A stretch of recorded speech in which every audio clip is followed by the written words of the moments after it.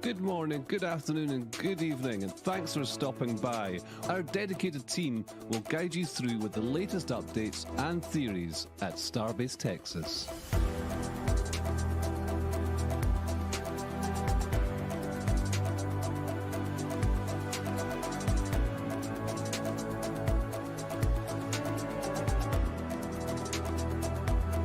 If you're new to the channel, be sure to hit the subscribe button and the bell icon for future streams.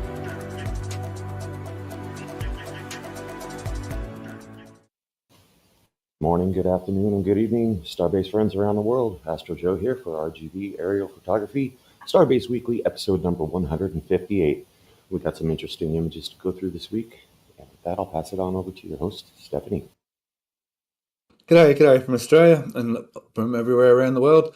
Today we've got Todd with us today. G'day, Todd. Hey, Steph. How's it going? Glad to be here. We got some great pictures and a very interesting 24 hours, so I can't wait to get into this. And it's been a minute. We've got Nate with us on the show again. A long time since we've seen you, Nate, so g'day. Hey, Steph. Hey, everybody. Yes, good to be back. It's been a bit since I've been on, but I'm excited to just discuss what all we know and what we found out in the last couple of days and a few weeks. So, okay, so without further ado, let's go and have a look at Massey's test facility. Just in case you missed the news, there was a little bit of a unscheduled rapid disassembly going on over there at Massey's. Really love this photo. We've got some really nice images. I really love this photo, how we can see the blast radius, if you want to say. Some people are saying it's frozen. Some people are saying it's from heat. So I'm not really sure myself on the mechanics of that, but I guess some of this fire where it burnt was actually hot. You can kind of see how the blast sort of was in this area a lot, out this way. You can sort of see the distances here is quite small and out this way is quite long. So you can see the tent, there's a bit of damage in this particular area. So we'll go and quickly have a look at some of the damage. Actually, first, we'll just have a quick look at before 36 blew up, it actually did a successful static fire, single engine static fire, and we got some nice footage of that from SpaceX. It shows the detail, the change in the actual mount, and also the Raptor, the back Raptor's support system. So that was kind of nice to see. Yeah, the new spray bar system down here that we've been noticing they put in over the last few weeks. We've been seeing the scaffolding down in the trench. Thanks, Todd. Yeah. And it is a nice shot down from inside the skirt. We normally see these static fires from a camera down. It's on this side, isn't it? Down here somewhere we normally see the camera from down here. down here somewhere. Okay, now let's hop over to Twitter.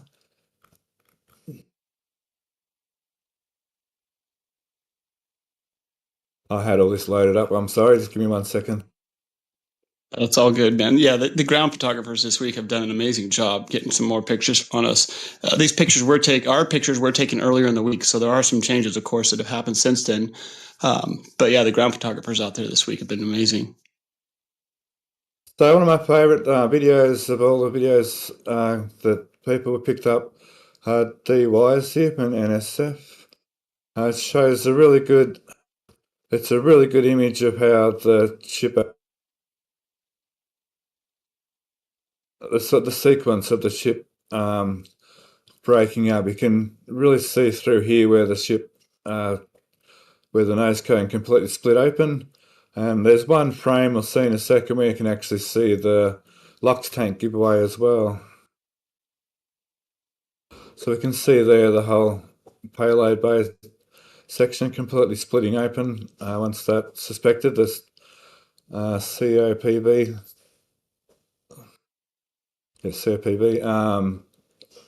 exploded.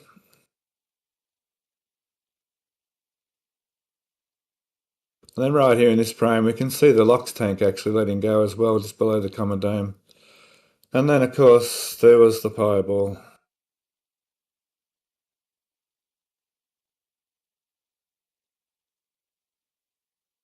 Which was quite dramatic. I mean, we could go through this for hours talking about the fundamentals and the physics of the whole explosion. We saw bits and pieces of downcomers and COPV tanks all over the place in some of these images.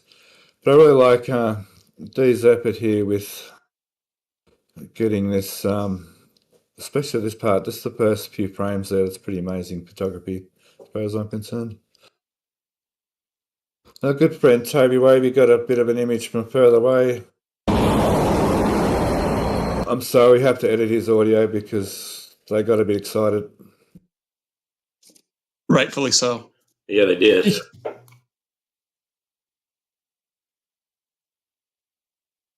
They were actually concerned that they were going to have some parts rain down on them, and rightfully so too. And it sort of gives us a bit more of an idea of how big the fireball was above the site. Toby Wave is one of our regular contributors into the show and tell and part of our community.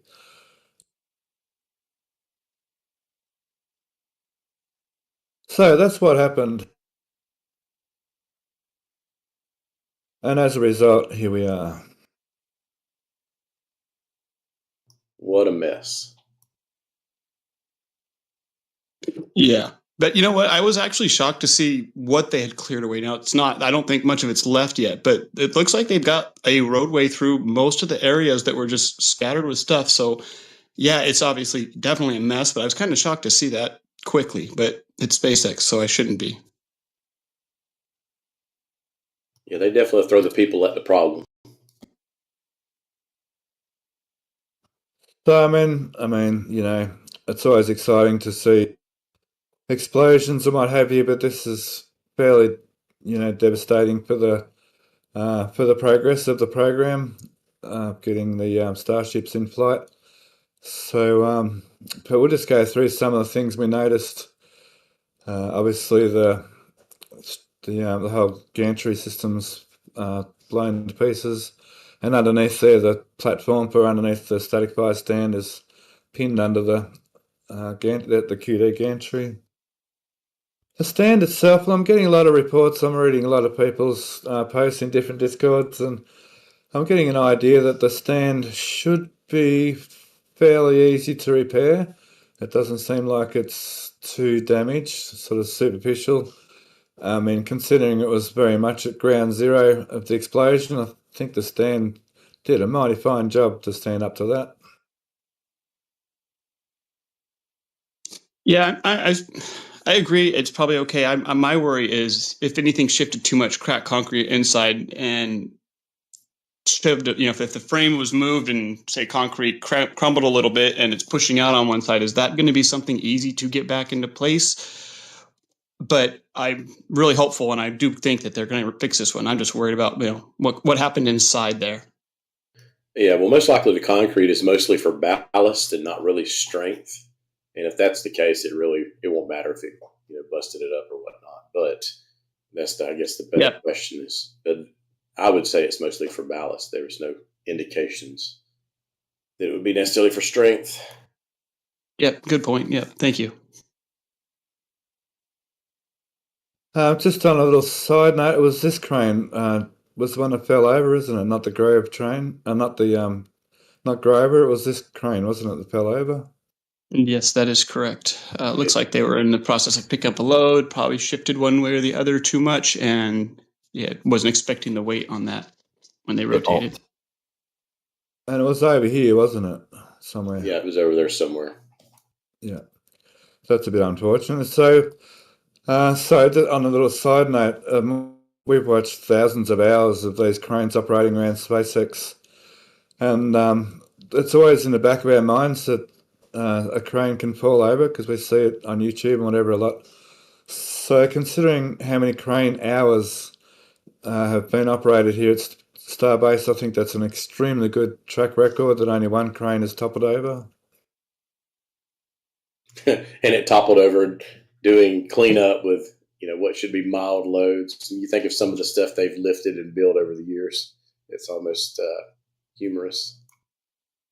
Yeah, you're right. I'm thinking, my thought was that since it's just a jumbled mess, they picked up something they thought they could versus some of the stuff that they're picking up. They know exactly what it weighs before they even pick it up. And I know the cranes can tell you how much, but it's probably just a little more than they expected.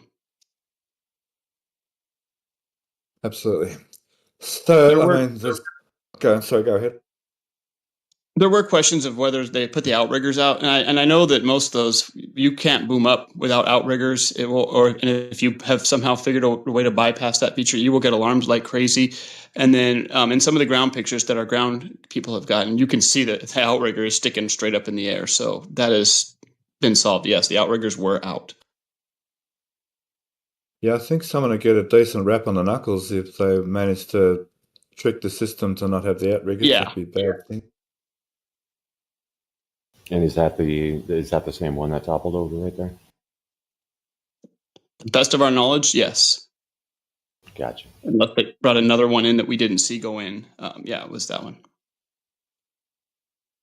Okay, so it looks like a fair center of blast right here. It looks like spaghetti. I put that in our script that this is like spaghetti now. And we can see the common dome, isn't it? We're seeing here the common dome in the middle and the methane downcomer here. Yes, that is correct from what we last saw. There was water. We noticed water coming into the trench. There was water coming in through the trench here, and that came from a massive water leak from that pipe under here. There's pieces of stuff. There's pieces everywhere. This bit of it seems like there was. pipe. I feel like there's one picture you could see the water coming out of the tank, but I can't remember which. Is that in ours? I think that was ours. It was in the other pictures. Yep, I think you're right. Other gateway pictures. Yeah. Yep, that's right. Yeah, because they're either figured out a way to cap them off, or they're completely drained by this time. I'm going to go with drained. Yeah, I'm not sure whether one or all of them, depends on how that manifold and valves work. Probably just one, I would say. Okay, so moving on with the damage, one of the big items that's going to be really probably a bit of time to replace will be this. Well, I mean, this is all going to take. All of this is going to take a fair amount of time, I guess. These bunkers here are quite an intricate piece of equipment. It'll maybe take a fair amount of time to replace. It's not sort of something you can order off the shelf. Man, so much stuff. Everything got burnt. Everything got burnt. It's amazing. So main transformers. So they lost power straight away to the whole test facility. I think we understand that these main valves. Let me just spin my camera around a little bit. No, not that one. Bear with me. Enhance. I just got to find the right photo. Yeah, this photo will do. Here's one down. These main valves in here, I'm led to understand that these fail when there's a total power loss or total pressure loss on the control systems. These will fail to a closed position, and then there'll be some safety vents around that, possibly some of the secondary systems. So we don't get too much pressure. They have a fail to open status. So as far as we could tell, at least the main tanks were protected by those systems. There was a lot of methane still in the system when the explosion happened, and for quite some time afterwards. As we saw with these methane vaporizers burnt for quite some time after the event. And here's one completely on the ground. So that's a liquid methane tank, and they're vaporizers. And that's to backfill the main methane tanks. A nitrogen tank here also got badly scorched. More than likely not damaged beyond, probably still commissionable, both of those two tanks. But I would probably need recertification. It's interesting on that one tank where you can see how the heat kind of wrapped around the tank and burned it on the backside. Not that one, but the other one. Right. And I'm wondering if the vaporizers burning might have gotten that, because we saw that. Yeah. And during the show and tell, when this happened, when we were all talking, we saw those on fire right away. So that's my best guess. I bet you're right. Yep.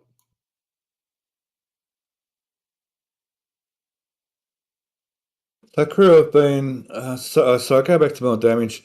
There was this tank here moved on its pedestal. I don't like to dwell on these bad parts about what happens in these places, but so basically the whole methane farm scrapped. They'll have to pretty well start again with the methane tanks, with the methane farm. There's maybe a couple of things here and there, like those tanks are probably okay to be reused. On mostly the water deluge farm is okay. It'll all be able to be reused again. The flame trench is a bit of a mystery as to how much damage was done to the bucket down there. There were Raptor engines outside the trench, which I think is amazing that something with explosion was down through there. Somehow bits of the Raptor engines ended up outside, which is just incredible. But I mean, those sort of explosions, it's pretty hard to sort of model or dictate or imagine where things are going to end up. I mean, the payload bay door, for instance, was on that side, ended up way over here somewhere. So you can never really say where things are going to end up. But we do know there's a lot of scrap, a lot of debris down in the flame trench. So not sure how much damage the actual flame bucket has sustained. We probably won't know for a while. I think it's going to be pretty significant, because even if they just dropped, it's that the force of just a drop, no pressure behind it, would have messed that up pretty good. But then you add the force of the explosion. Yeah, I expect to see mostly, if not completely, new bucket going in. As far as the trench itself, I have no concerns about the trench walls. I know I've said it before, but these trench walls, the slurry walls, are extremely strong. It may be some chipping off the concrete, but as far as the support, I have no fear on that whatsoever. Yeah. I have a feeling the bucket's a loss. I mean, there's a thrust puck that's got to be somewhere, and we haven't seen it anywhere, and so it's probably down there amongst all the mess. So I thought maybe did Interstellar Gateways pictures show the thrust puck down there? Now I'm questioning myself. They showed stuff down there, but that far angle where the bucket actually curves back up against that back wall, I don't think anyone has a good image of that area. Okay.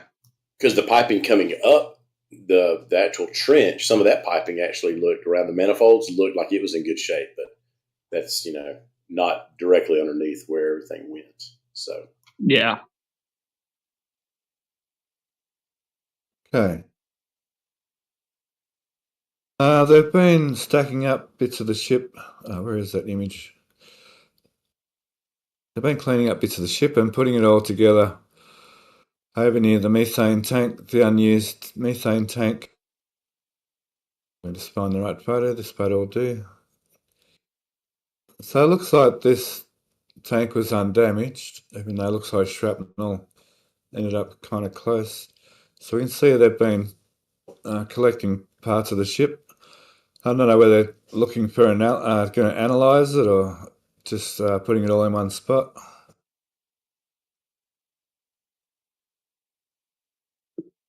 Yeah, it seems like they're obviously they're still collecting, but I would think that they'd want to analyze it unless they happen to have a good picture of it going, and right when it happened they were able to see it all from the inside that we have not seen yet. I'm sure they're going to want to collect and analyze everything they can. Oh, there's actually, we see all sorts of things here. That looks like a tiny piece of the downcomer. Now the whole barrel section here opened up, and some of the downcomer. It's a bit hard. I think we've been having trouble working out which bits of these are the 3 downcomers for the airbacks and perhaps the downcomers for the header tanks. But I think we're working out that these are the airback downcomers. Bits and pieces of more ring sections. Yeah, I think that's what Chameleon Circuit said. The with the downcomers in the show and tell. I'm pretty sure that's what she said. There's the forward dome, sort of been unzipped. And yeah, this piece here is part of where a dome weld, I'm pretty sure that's a dome weld there.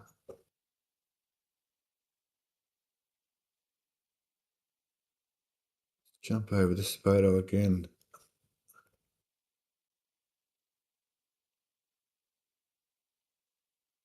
There's the payload bay door.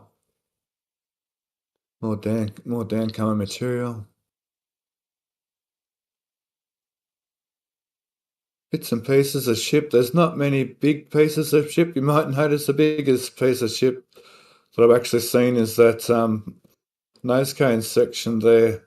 So it did a pretty good job of tearing the ship to pieces, that's for sure. Okay, moving on around Massey's. Is there any questions about the actual methane farm and flame trench, Jodes, before we move on? Well, I got some support and a couple of questions to address if you'd like to take those now. Yeah, sure. All right. We got a £4.99 super chat from Phil. Thank you for all your hard work. Love this place and hello all. $10 from Sharpie. Snacks for Sunny and fuel for plane. And lo and behold, we have Vix in chat with a bunch of people trying to make that proper aim today, which still hasn't worked. P 2.0, thanks for a gifted membership. Andy Alder, thanks for a gifted membership. Sharpie, 1 gifted membership as well. Daniel Hogwin with 5. Todd, hey, our very own this guy, with a gifted membership. And Yap Kuipers with 5 gifted memberships. Thank you all. William Donald wants to say, my wife Kylie says hello. She loves you all. She wants to know what Stephanie thinks is the worst part of this whole explosion situation. Well, apart from totally destroying the whole methane farm infrastructure here, I guess the other half of, which is sort of half and half, the other half is like the delay now and the difficulty now in static test firing the next ship, Ship's 37, which we're going to talk about again later on when we get to the launch site. So be sure to listen in for that. The worst part, yeah, well, and there's another part, I mean, there's many parts to this. There's a PR thing for public relations. It's not a good thing. It's not a good look, you know, when you blow up a ship and half your ground equipment. The worst part, yeah, is the amount of time it's going to take to rebuild between the electrical bunker and, I mean, the general plumbing. That's quite a mess. It's difficult to say what the actual worst part of it is. There's many facets of this being very bad in many ways. And I appreciate your question. Thank you. You know, go ahead. I was going to say real quick about the methane farm. I think it was Zach who said that the GSE guys are probably all over this and excited to rebuild with what they've learned. I think once that gets rolling, that we're going to see a similar system to what we see on Pad B farm with some skids. That it's going to be really interesting to see how they rebuild, but those guys are going to be all over that part.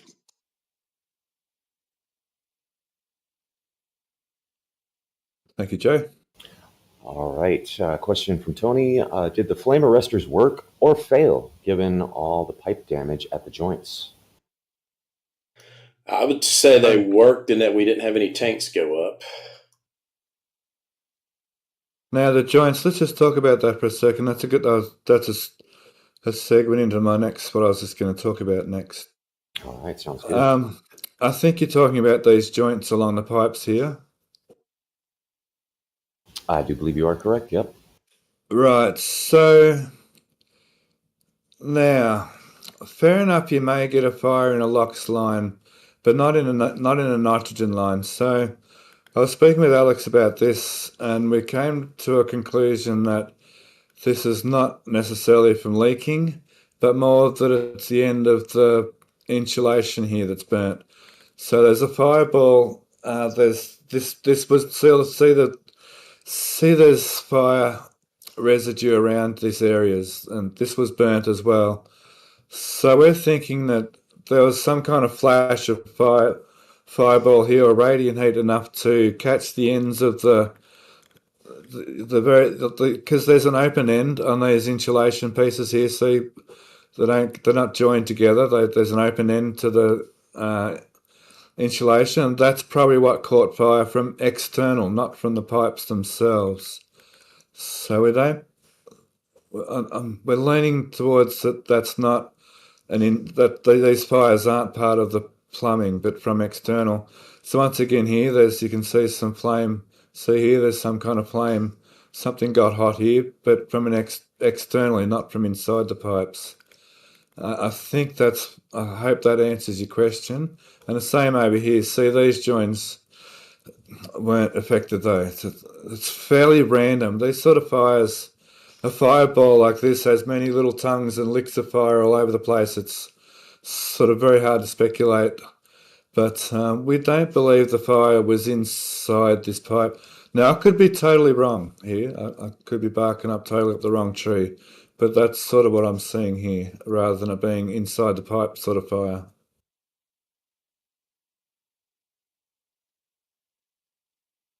All right. A question from Sayad Usmani. Would they simply repair the static fire stand, or would they need to build a new one? I presume the former.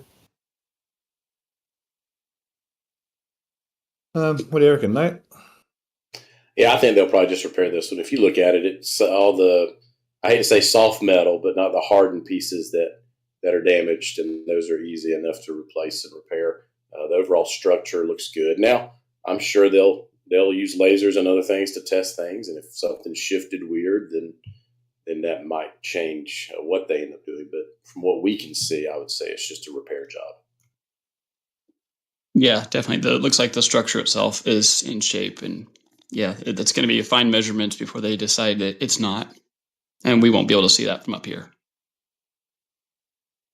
There is a possibility they need to rebuild it. Of course, we're still in speculating.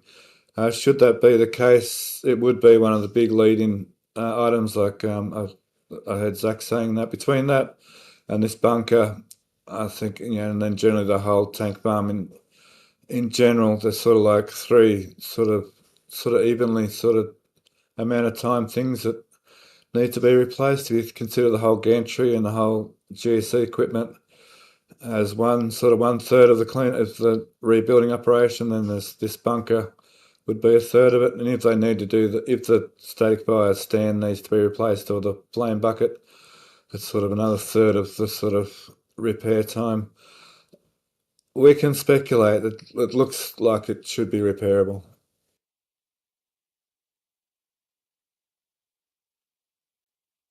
All right, a question from Crane Man. Do you expect a pile driver for a wall to protect the Massey's tank farm?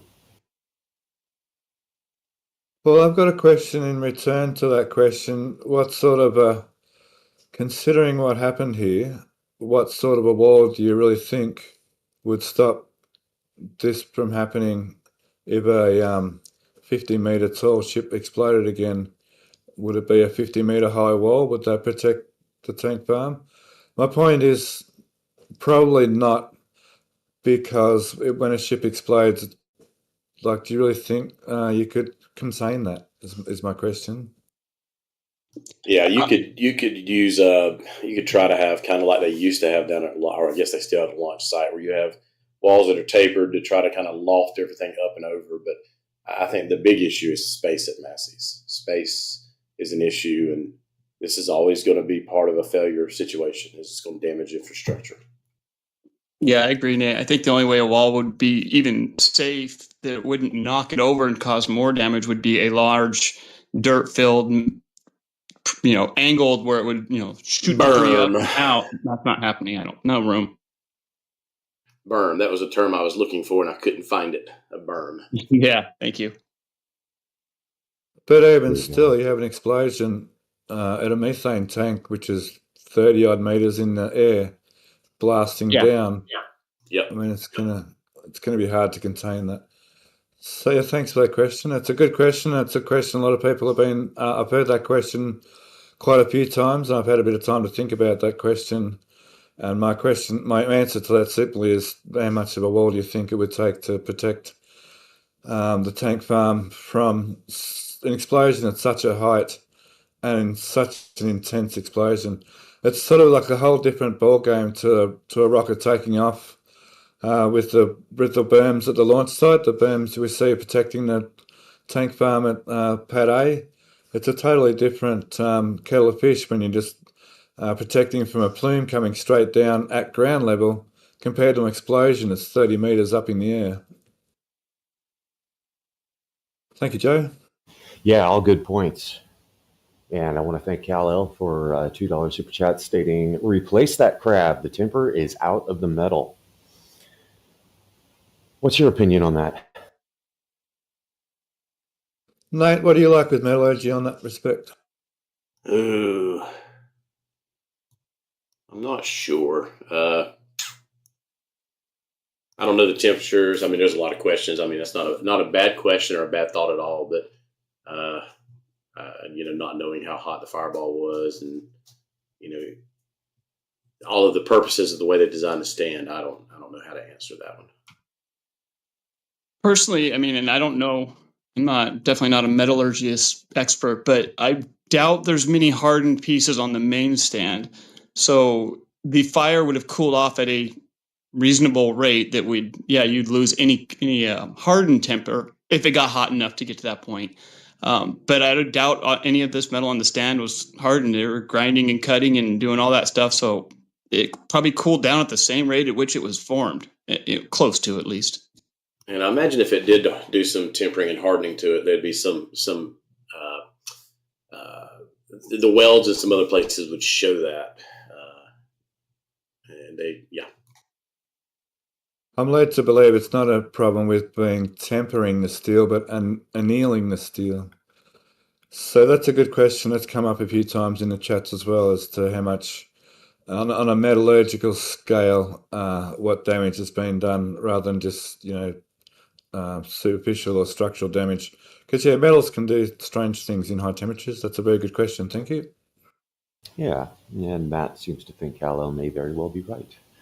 But I got to thank Zero Fox for gifting 5 memberships and Pete 2.0 for gifting 1 more. And thank you all for that.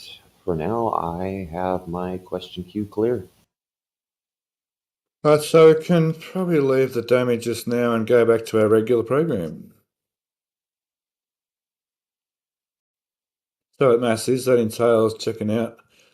Now, some people are calling it Test Tank 17, some people are calling it Test Article 18.1, so I'm just going to go with 17 myself for now. There's not a lot of changes. I'm pretty sure last time Zach was on, he was talking about how all the different RAMs have now been installed. So these are the RAMs I find most interesting, and they will allow the cap to be twisted around clockwise and anti-clockwise to create some torsional loads on the whole tank structure. And the 5 top rams have also been installed. And of course, we saw in the last few weeks the, how you want to call these rams that are going to pull on the header tank inside, also being hooked up. Internal rams, maybe? Yeah, that'll work. Header So, tank. yeah, this tank has, There I you go. think this tank has nearly 80 actuators now hooked up to it. So it's going to get some fairly cruel sort of treatment, I should imagine. Yeah, I don't think they were that far away from actually testing. It could have been a few days away, but now everything's on hold to get things cleaned up and verify that everything here was not damaged, which doesn't look like it, but we don't know, many little pieces flowing in from the other direction we can't see. I think it's going to take a little longer, and then, yeah, cleanup is number one right now.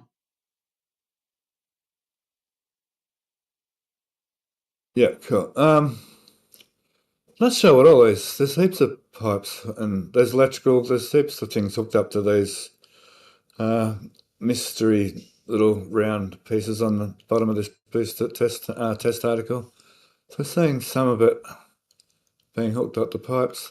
And if I'm not mistaken, they look frozen to me, like they've already started to do a little bit of circulating nitrogen around. I'm not sure about that though. People ask what this tank for is. I'm led to believe it's to help with detanking. When they detank, there's only nitrogen. There's only a nitrogen line here. There's a liquid nitrogen line and the high pressure nitrogen line from the site is here. And then there's a return waste. That's for nitrogen vapor. So this whole tank farm here has a high pressure nitrogen line, runs around the whole site. It goes all the way over to the methane farm as well. So we've tapped into the high pressure nitrogen line and the liquid nitrogen line for this test tank. Excuse my voice, it's been a long day.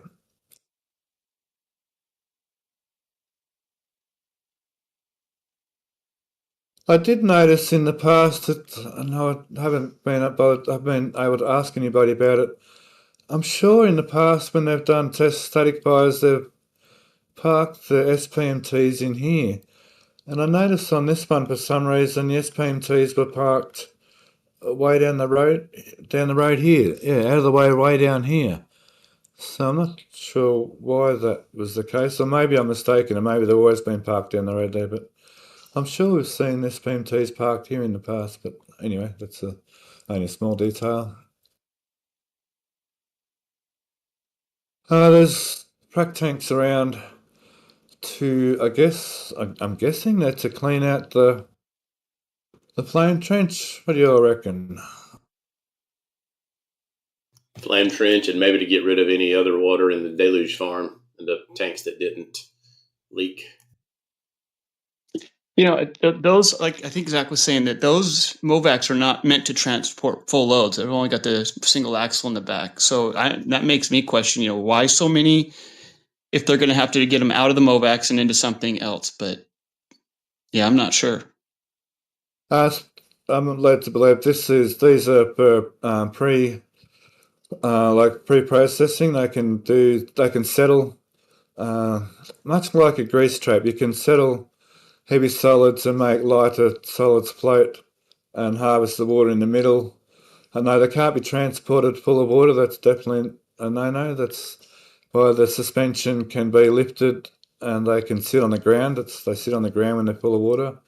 When they're not hooked up to a truck, they'll squat. No, and there's not enough axles there to carry that full of liquids. No, but they never do. We'd never see them with carting liquids away.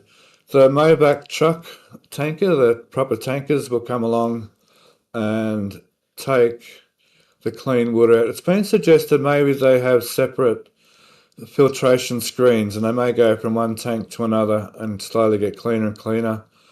And then there's different trucks will come and get the liquids and another truck will come and get the waste solids. And maybe they go to two different treatment plants off-site. This will only be a pre sort of treatment, and they'll go off-site to somewhere where they'll be treated even more. Because the departments don't like you putting poisonous water in the waterways, which is a good thing. Forward down here, the tent I forgot to mention before, that main tent got very much burnt. So there's a massive big flame front through this area. This wall, half of this wall through here got blown off, and there's the debris as they're cleaning up already. These are interesting. I never really worked out what they were. Go alligator fishing, maybe. Someone's poor beloved truck was not so healthy anymore. This reminds me of an Australian bushfire. It's sort of what you see in the aftermath of a bushfire in the forest in Australia, in the eucalyptus trees and around Australia. So we'll go over to the new cryo test stand. I'm going to get distracted with all these damaged bits. That lost all its wheels and its buckets taken off. This one I think lost its wheels as well, all the burnt. So there's a bit of damage over here. It doesn't look like this immediate any damage to this actual structure. Hey Steph, your alligator hook, I believe that's just some of that stuff they use around drains and stuff to keep drains from clogging. Look there and then look above around that other drain. It looks very similar. It looks like it's just laying in there. Yeah, it's for catching the debris and letting the water go through, probably. Thanks, Nate.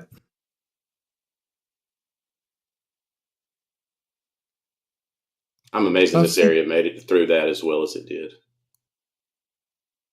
Yeah, considering like some of the things, like spot fires that came down, really rained down like a heavy fire. Like if that had happened right here, you would imagine it would do a bit of damage.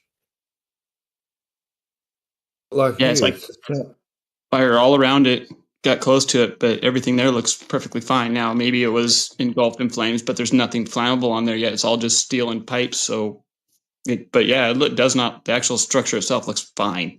It's like the explosion came over the top of all that. Because you can look at that black container right there to the left, and it doesn't look like it was really touched that much. And then you can see the container and stuff below it, and it's like it got torched. So it's almost like because of the height of where the explosion started, it kind of lofted over all that other stuff. Yeah, it's sort of like when you get wind near mountains, you'll get rotor where the wind will sort of rotor over. It's sort of like it's sort of done that. It's sort of gone over the top of that and sort of hit hard in here. Yeah, not there at all. And these were black. These used to look like that. And that's just sheared. That's just burnt back to steel, basically. Yeah, a big event.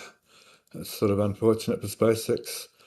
I'm not sure they covered it last week. They started to disassemble the old cryo testing station. There don't seem to be a lot more advancement on the new cryo testing station. Okay, I think that about wraps up Massey's. We've got a few images here. The Mexico side of things. I think there's some debris further over. Oh, they must have cleaned it up. I'm sure there's a big bit of debris just in here somewhere. There was, and it's gone now. So yeah, they're saying the waterways were cleared and the Mexican side were cleared pretty quickly. There was a few posts regarding the explosion.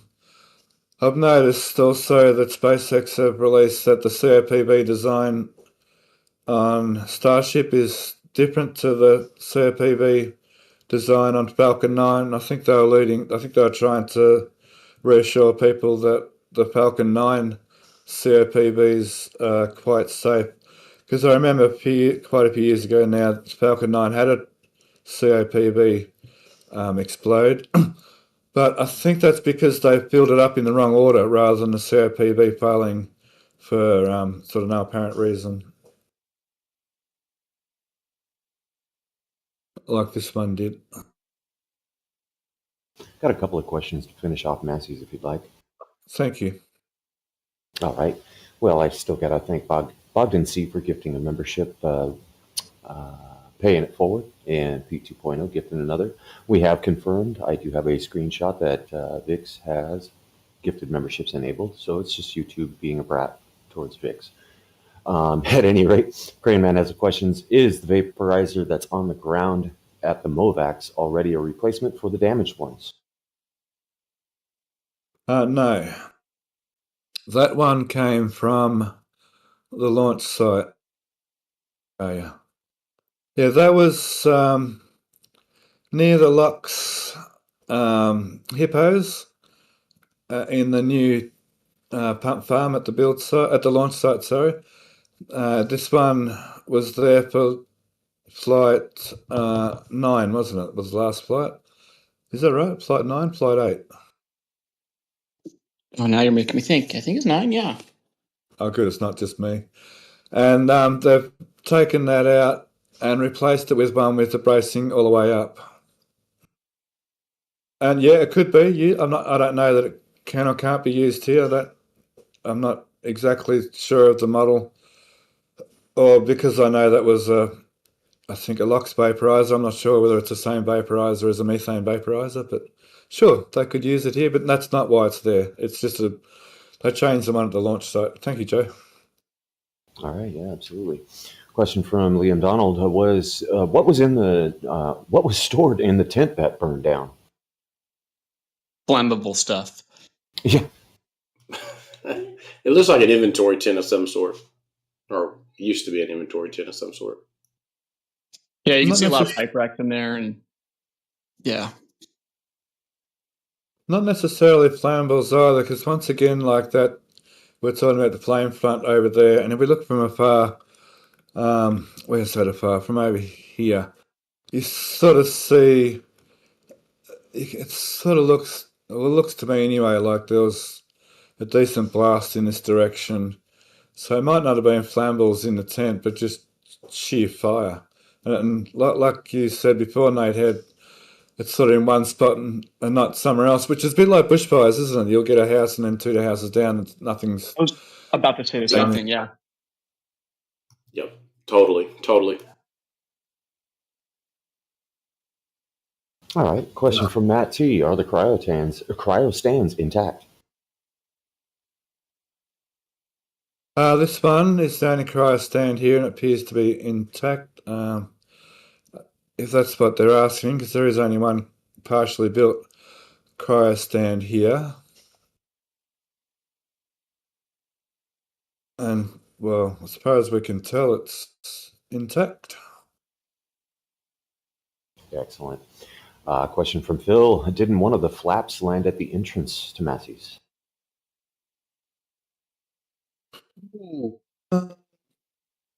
I know one ended up out here somewhere. Isn't one of these...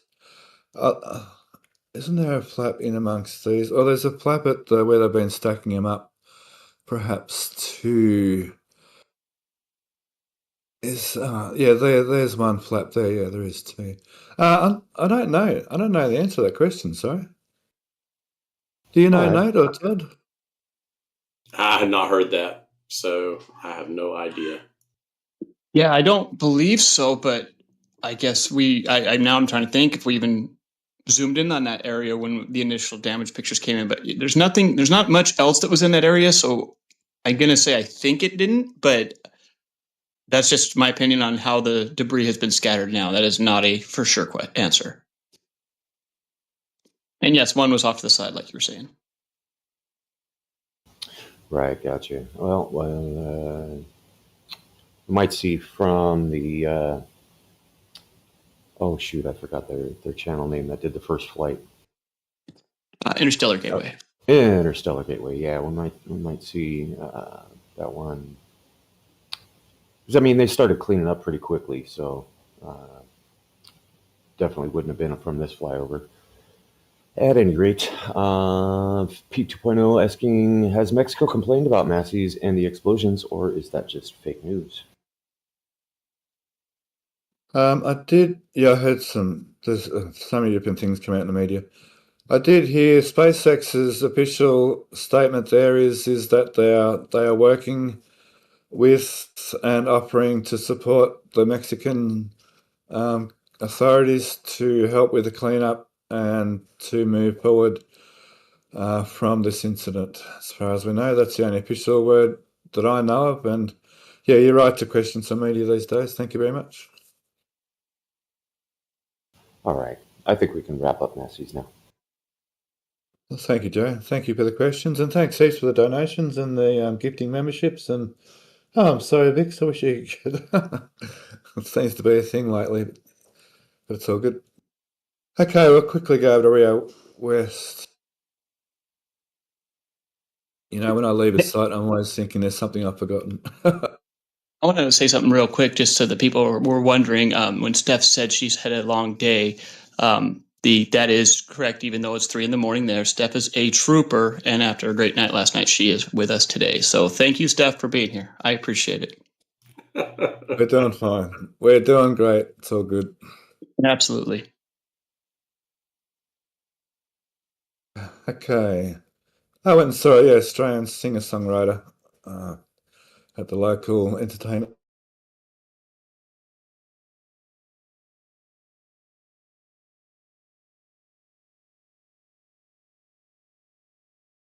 Is going forward.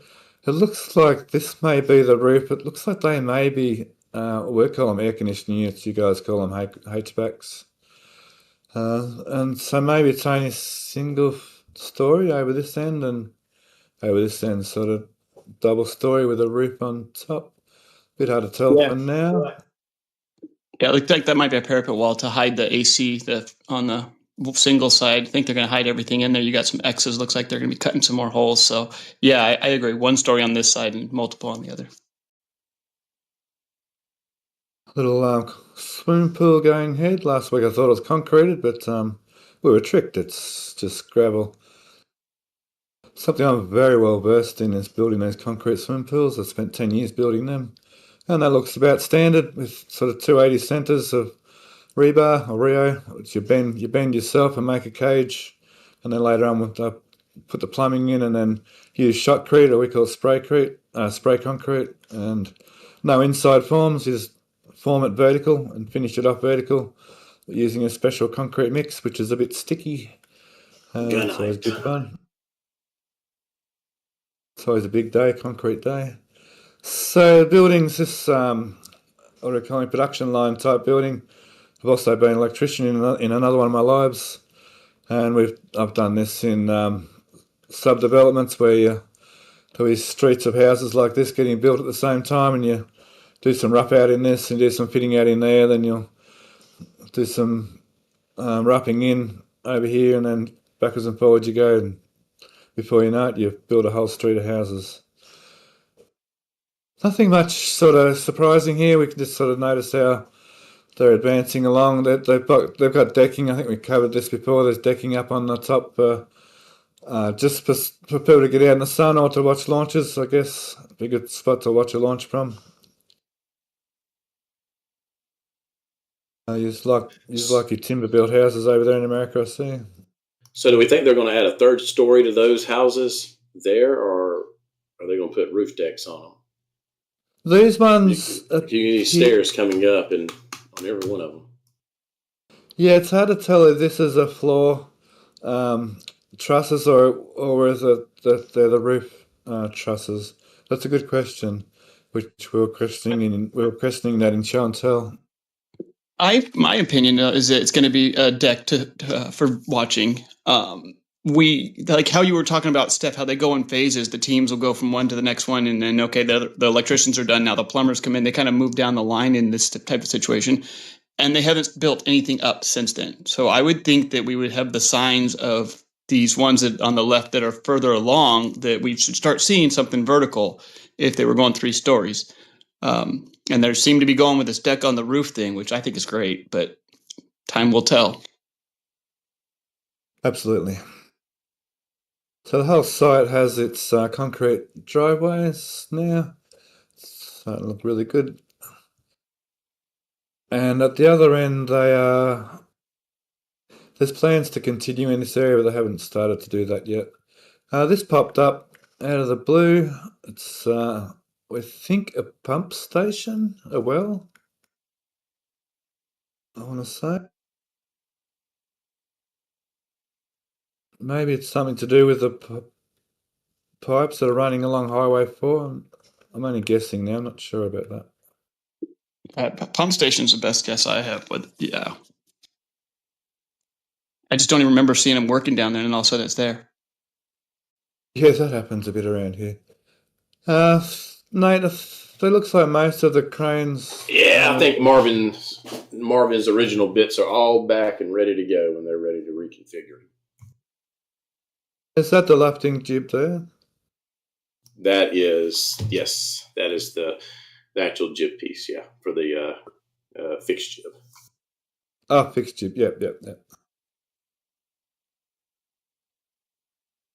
The new at Astra School, you see the foundations have been laid, and the pile driving crane has been removed from the site. So it seems like a small building on a large block, but I guess there's still more to come.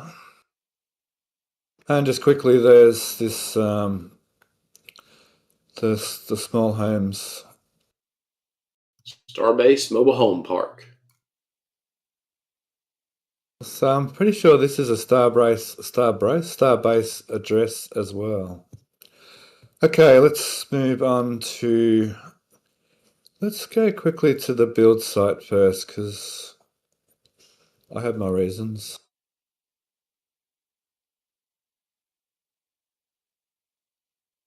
I guess the big topic is the new Gigabay. So we've seen extensive work. They've removed quite a lot of the like the sandy, rubbishy sort of soil, dug down a bit and then replaced it with what you might call structural soil. I think it's got more clay in it, so it's a lot firmer to build a building on. And then we've seen a layer of geotext and a layer of gravel. And since this photo, they've added another layer of geotext, as far as I know, and another layer of gravel on top again. Is that right, Todd? Yeah, that is correct. Afterwards this week, too, we started to see doing some weight testing, and assumptions are for making sure the cranes are going to be steady, because they did bring out a bunch of crane mats, and then they brought in a bunch of counterweights and loaded them up. They've been moving it around. Last I saw, they're on their second spot, but I haven't checked the cams this morning, so I'm not 100% sure on that. Yeah, I noticed in the chats it took a little while for us all to work out what on earth they were doing with those counterweights on this site, and it seems like they stacked a certain amount of tons on a certain amount of square metre or square foot area, and I'm guessing they were testing how far the soil would sink under such a test. Now, which is kind of funny, because the load bearing of this building won't be on the soil above, it'll be on the piles, which operate on friction rather than rather than support. So I'm not sure what they're doing with the testing when you consider that most of the building will be sitting on, the weight of the building will be sitting on these piles. That's why I think it was for crane testing. I think that's where we're going to put in some of the mobile cranes before if they do end up doing tower cranes.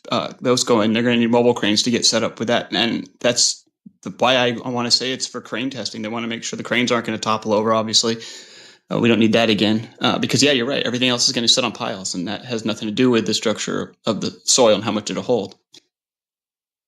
Good point, Todd. Very good point. Yep. Sorry, I missed you saying that. And Nate, you know cranes better than me. If I'm wrong, I feel free to throw in on that. That's just my best guess. No, I think you're right. And the thought process, I think there's a lot of us going to learn some new things with the tower cranes on site as it is. Cool. There's a washout tank for the concrete when they start doing piles. They've been pumping water out from various places around the site. I think there's one over here as well. There's one over here as well. So Gigabay is coming along. Well, so far the groundwork for Gigabay is coming along. We'll see the piles getting put in now, and a lot of them, I would imagine. So there's still a laneway here for more ship parts to come out. So I think I've always spoken that the Gigabay will go right to the factory, but I'm not thinking that anymore. I'm pretty sure that'll be there to Gigabay, and they'll be able to still bring ship parts through here. They may put a cover, like a lean-to in here to cover this area over, but it won't be like part of Gigabay proper. They may even continue the lean-to around the corner here so they can keep it under cover when they bring parts into the two different entrances here and here. But that's still to be seen. They've opened up that side. Where's the photo?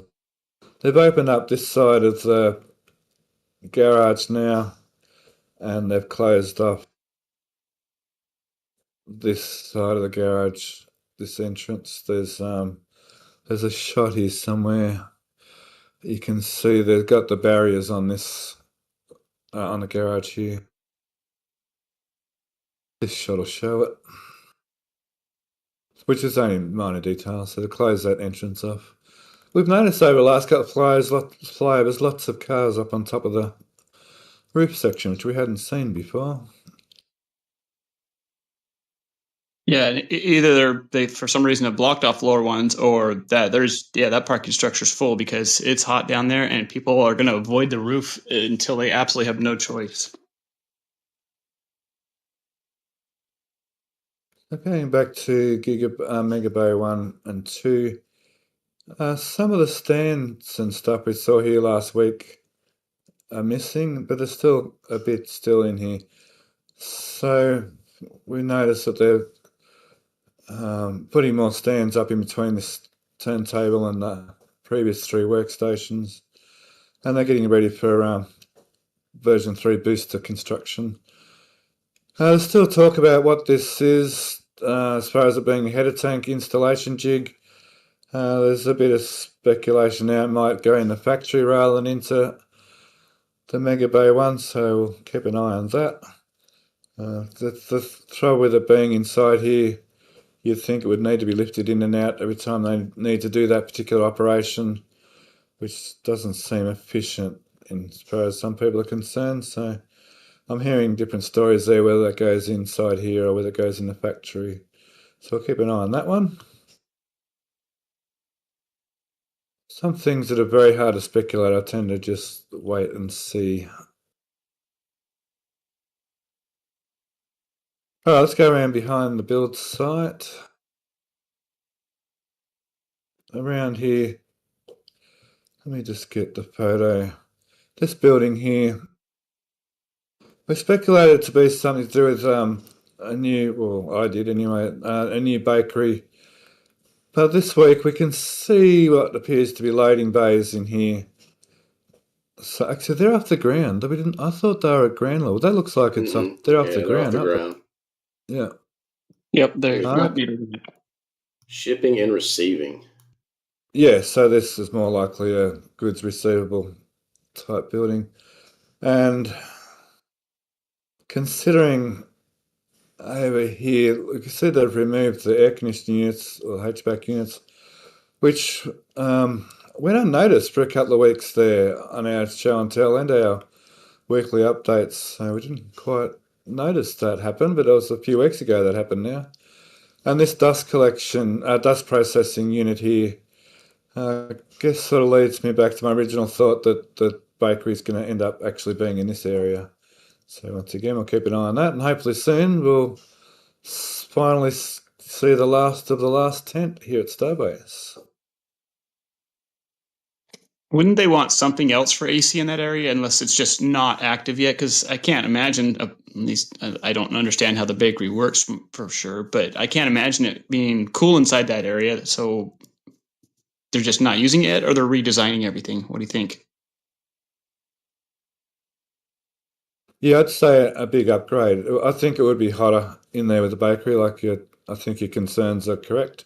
If you consider the air handling equipment that's here on this small tent in comparison, yeah, I would imagine we're going to Yeah. see. I mean, some of this is maybe dust extraction as well. We've got a unit here to clean up the air a bit, but yeah, I could imagine a different system of air conditioners on top, for sure. Okay. So not much to report on in this area, except that they did move that, but And that right there, here. you know, why they need a better shipping and receiving. I mean, what they can only do, three trucks in that load, one ramp for the forklift. Having that many more areas to unload is going to make their life so much easier, and multiple straight shots into the trucks for the forklifts. Absolutely. Looking down in this area, we can see some of the stands that we saw at Sanchez, still awaiting to go into the factory. Still lots of different pieces, bits and pieces. Still a set of clamps. This photo's after Ship 36's explosion. There's a fire truck here. Maybe that's one that came from Massey's after the explosion. I think that might live here on site, actually. That might be Starbase's fire truck. Okay, on to the apartment block. This week there's a massive big excavation on this side, exposing some of the piles down the bottom here. I think that's the best shot I've got. And some interesting shoring going on over here. It looks a little bit dodgy to me, like just a bit of shoring here and there, and not much in here, but I guess they know what they're doing. And in this shot we can see a ramp system here, much like we saw in the centre of the parking garage over in Sanchez. So it looks like a multi-level parking garage, sorry. In the centre here with the ramp, so go around in circles up the ramp here. Maybe 2, maybe 3 levels of parking garage in here with the shops all the way around the side. I think it marks here, looks like one of these is wider. That may even be the entry for the cars here even. Not a great deal to talk about at the build site. Over at LBJ, the roadwork's continuing. They're starting here now in this last section to upgrade, which is the last of the road streets to be fully upgraded, like this street over here was recently, and most of the Starbase streets now you can see you've got the drainage systems all inbuilt, so they're just finishing that up here with LBJ. I noticed they're going to put a gate. I saw a plan the other day where there's a gate going to be put in here, like other places in Starbase. There's it's going to be a gated community. There's a gate here. There's another gate at the other end.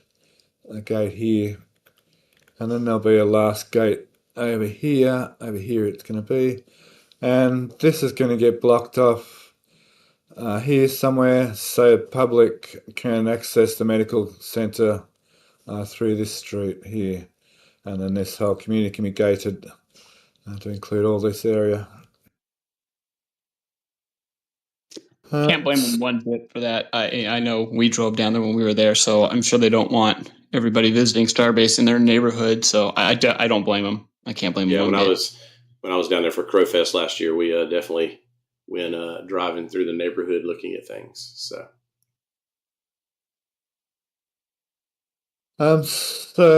something we noticed this week was they have plants other than palm trees. Looks like there's more than one plant in Texas after all. So they've got this bit of shrubbery going on. A bit of shrubbery. A bit of Monty Python quote there. A bit of shrubbery. Have they planted mesquite trees yet?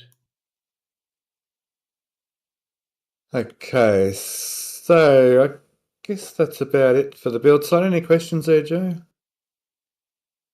Sure, but I want to thank Jax for gifting a membership, as well as Sharpie gifting another. We got Turtle Sanctuary gifting 5, as well as sending a $10 super chat. Turtle Sanctuary says, thanks for the flyover, so many good photos, and thanks for the show, the best part.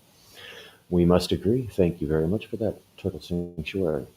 Jean-Francois Harder, question says, not a question, but love you, RGV, forever. Hit that like button, everyone, please. Yeah, thanks for that reminder. Appreciate that. Question from Crane Man. Do the gigabays at Starbase in Florida have the same footprint? I'm not exactly sure if they're exactly the same, but they're very, very similar, I think. I'm sure. I think that's something I think I should probably know. But let's see who's around. Someone will be able to answer that question. Let me just look around for a second. Yeah, I was looking for Event Dudes. He should know, but I don't see him in the chat here. But Event Dudes, if you do know that answer, let us know.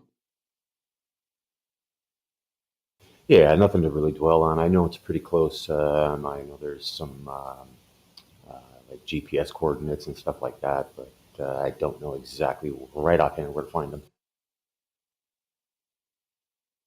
That question will more than likely get answered before the end of the show, so just stay tuned there.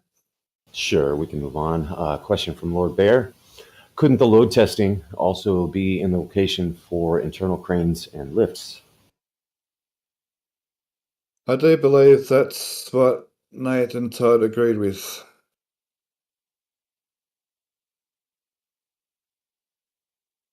We have an answer. Jake thanks. Max Q. Jake believes that the 2 gigabays are in fact very similar in size.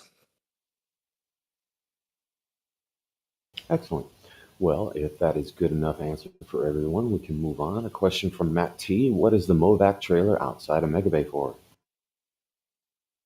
It's a good question. There was one around the back of Megabay, was it? There's quite often one around the back of Megabay too.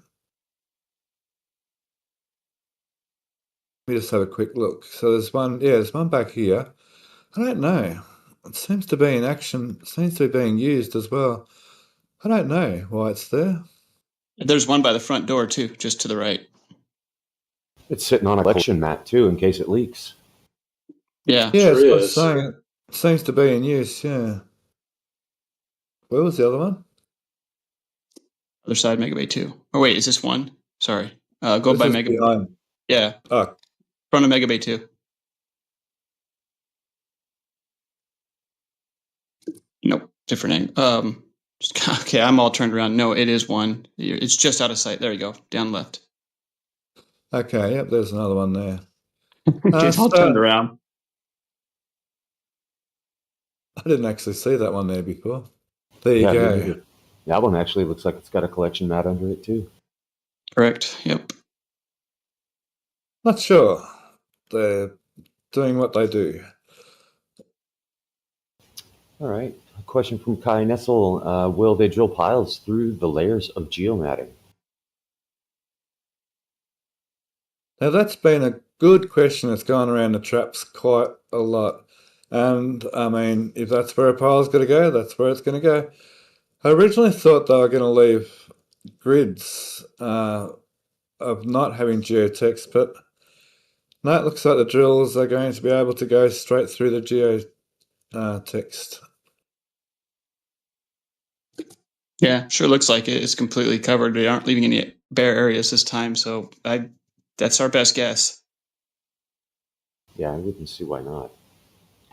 All right, good enough. And final question that I have in my queue, the ever most important question from Liam Donald. Is the sushi bar open yet? It's a good question. And yes, an important question. It looks pretty well finished off. I can see maybe a chef's car or two. It does look very finished off, that's for sure. So if it's not, I'd say it's very, very near to being finished. I mean, the outside of the building looks very much finished up, but of course then there's the final fit out of the actual restaurant. As a physical, well, it's not a restaurant, it's a sushi bar, but the the whole food area and kitchen all has to be fitted out. So doesn't look like tradesmen's, like electricians and that. So maybe it's been, maybe it's finished. All right, that's all I got for now. All right, let's pop over to Sanchez.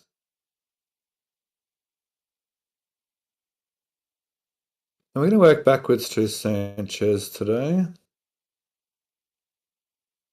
I want to work my way towards the launch mount equipment. So starting over this area. Yeah, this one here, this will do to start with. Remedios Avenue is getting upgraded so the vehicles can travel along straight along there rather than having to go all the way through Sanchez to get around. Because of course the Gigabay is going to be in the way to go that way around. I guess vehicles, I'm pretty sure vehicles are going to be able to exit Gigabay through the front onto the highway, but then if they're going to store them here in a rocket garden, I guess they'll still be able to come in this way as well as go out that way. But then vehicles coming from this ring yard will need to be able to find a way out as well. So that's all getting updated, rated. Now I'm going to lose that photo.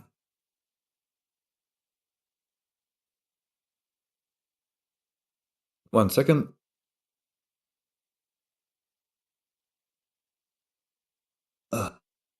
That's the photo. We can see they've dug up the old ship's where the ship used to be, where ship 20 used to be. S20 or SN20, however you want to say it. And they're bringing more drainage. So I'm still not sure where this drainage is going to go towards Highway 4 or come back this way yet. So I've heard speculations both ways that they're going to cover this up and drain towards Highway 4, but other people are saying it's more likely that they're going to reuse this drain to save paperwork. But I mean, SpaceX has had to put a lot of paperwork in, so a little bit of paperwork is probably not an overly difficult task.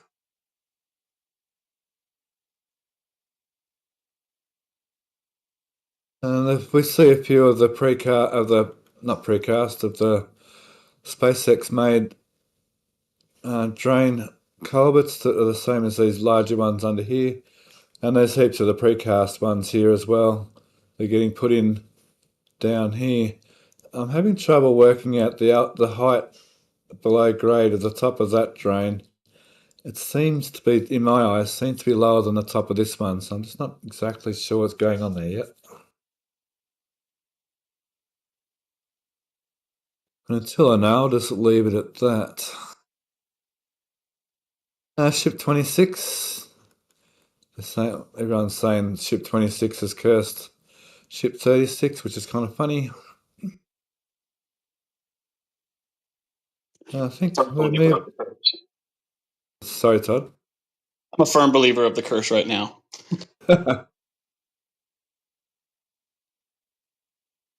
Sure, they covered it last week, but they've cleared this spot here and moved these 3 articles closer to being scrapped, which is about time. Someone asked, it wasn't Grover that fell over. There's Grover there. It was one of the smaller cranes that fell over at Massey's. Okay, making our way back past. Let's see, we'll try and get to the electrical plant here. This photo will do. So this electrical gas, calling it a gas generator, is getting removed. We can see it's starting to get disassembled here. The stacks, you see these stacks have been removed. All this plumbing over here on these racks have been removed. Plumbing in here has all been removed. And it could go to the launch site. It's one of the ideas I've heard that I tend to agree with. So they've got a backup power. So I've heard the launch site idea, and so here's what I would say to do is look at containers around this area, and at that spot at the launch site there is a container. And so when you start considering the footprint of the buildings and the air cooling unit and stuff, I don't think this stuff even comes close to fitting at the launch site. So that's just my personal thoughts. It was discussed the other night, and I just don't think this is going there. I don't understand why you would put it there. That's good. That's always invite different perspectives and different speculations. Thank you very much, Nate. And like I always say, we can only tell once they do with it whatever they're going to do with it. Like Totally. we thought they'll get, yeah. That's the fun of speculating, and that's how we end up knowing so many recipes for crow pie, don't we? Don't worry. Man, I ate a lot of crows, so. It's half the fun. Not a lot of work on the ship.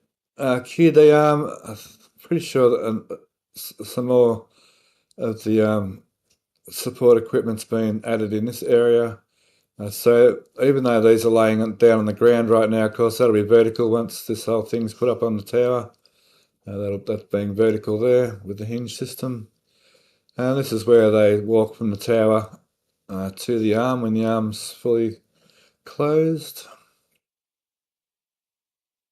I must say there's a lot less pipe work around these days compared to when they were first putting the pump farm together at the launch site. Sorry, Give them a few minutes. They'll find something else to do. We still have a ship face hugger, quick disconnect plate here. They may or may not use it at Massey's now, considering what we're going to talk about later. So they have a use for it somewhere, right? Well, yeah, I think they talked about something like that. Maybe not. If they rebuild Massey's to do another ship version 2, well, they will need it there, but that may not happen yet. Okay, we'll go over to the ring. Where are we? Over here. Sorry. Over here will do.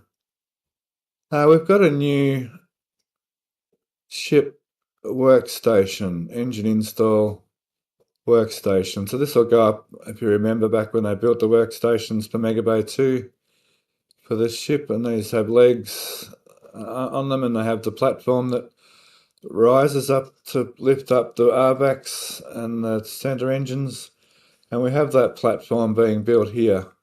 So that's the other part of that ship workstation, and I think these are the cutouts for where the legs are, if I remember correctly. So, and we think from just give me 1 second here. We saw it the week before, I think on the 8th. Just give me 1 second here. There was a good shot of Mega Bay 2. I hope I can find it quickly. We got to see down in Mega Bay 2, down in behind here, and there's a big tent covering up. And there's been some earthworks in this bay, so there's a good chance there's going to be another workstation in this corner of this bay. Oh, I apologise, I can't find that photo straight away. Just give me 1 sec.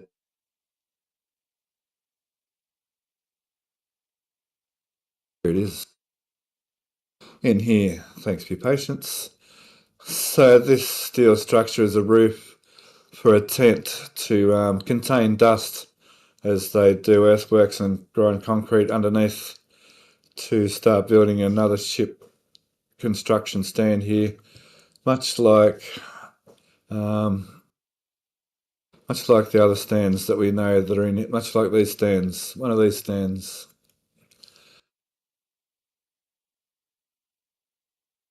So that's happening. Sanchez. We saw this get delivered into the factory, I believe, a few days ago now. Whatever that is. Yeah, exactly. Whatever that is, yes, it did go in there. And they moved this thing over here out of the way before it goes into the factory. Huh. I thought I was looking at a forklift holding an umbrella up there for a second. Anyhow. All right, which leads us nicely on to the launch mount equipment. Oh, good. We're doing really well on time too. So a big development this week with the booster QD mechanisms is the addition of these arms. Just give me 1 second again. Let's go We call back. those linkage swing arms. Yeah. Yeah. We saw them on the ground last week. Here they are here. That's one set of them. So one of these each. There's one set of them, and there's the other set of them. And now they're vertical, standing vertical. There's the one with these ones here have the angle on them, and these ones don't. Look, there's even a pin. Look, there's a pin through there. Look at that. Yeah, we didn't even realize that there were pins in there last time. So there's the one with the triangle bit and the cross members. So this will literally lean back towards us to retract, and with it bring the whole booster quick disconnect assembly with it. So when the rocket's launching, it's maybe say 45 or 30 degrees backwards, and then when it leans, say maybe 30 degrees forward or maybe vertical, it'll be actually attached to the booster. And I think that's my speculation anyway. And the hoses will come down the back here, so they're nicely bent down towards to go down into the gantry and the hood that's on the methane side of the launch mount. And we think these are doors, perhaps. Could they go the other way? If you look at the linkages that have the triangle on it, about 2/3 of the way up, it looks like there is something in a cross beam there, and it looks like it might run into the actual inner area. No, up and left, down, right there. No, across from left to right. There looks like there's a bar from the linkages forward. Nope. Yeah, there you go. It looks like there's a bar, and to me, it looks like it's going to hit the other piece, so there might be a stop and go the other direction, maybe. I think that's these bars you're looking at. Because these pieces are fairly simple, but these ones are a bit more complicated. It's sort of hard to see how the center, the main, the moving part fits through here. It fits through a very small square there. Interesting to see. I'll be very, very interested to see the modelling from people like Ryan Hansen, for instance. I can't wait to see his renders of these once they finally work them out fully. Be interesting. Not sure what they are either. Maybe they're part of the system or maybe not. Just on the gas generators, that's some of the exhaust system that has been removed from the gas and diesel electrical generators, or alternators, sorry. Because they're alternators, aren't they, not generators? Okay, let's go on to the more exciting thing, is these linkages. So it took us a while to speculate, and I think it was Todd, and was it you, Todd? Speculated. I was one, I think. Max Q was another one, but yeah, that wasn't just me. But yeah, we started to look at them and realize that they could possibly go in the middle of the clamps. And yeah, we've got some ground pictures from our photographers out there that they go right in between, and they're hooked up to a ram. It's really interesting. Yeah, those are. I'm assuming we're going to use the actually clamp the booster to the stand, or to the mount. Yep. And they should be able to lock them out. That's the nice thing, is the way it looks like it's designed is it'll allow a lockout, so they won't have to use turnbuckles anymore. So here we can see them installed. So big shout out to Ryan at Starship Gazer. Be sure to give Starship Gazer a follow. They're on X. He's well, and he has a Patreon lounge as well. It's well and truly worth following. The conversation and the photography that goes on in that server is really worth being part of. I enjoy being part of that server as well. You can see those linkages installed in here. So I think what you're speculating is, we look from side on, so that we can just see, is it this one? We can just see part of the linkage in here. So those linkage and that RAM we saw was in, so there's a RAM in there as well. We see an actuator there, don't we, Todd? That's what we're looking at, isn't it? Yeah, that's an actuator. And the actual clamp is on the back side of this. The clamp's down here, yeah. Yep.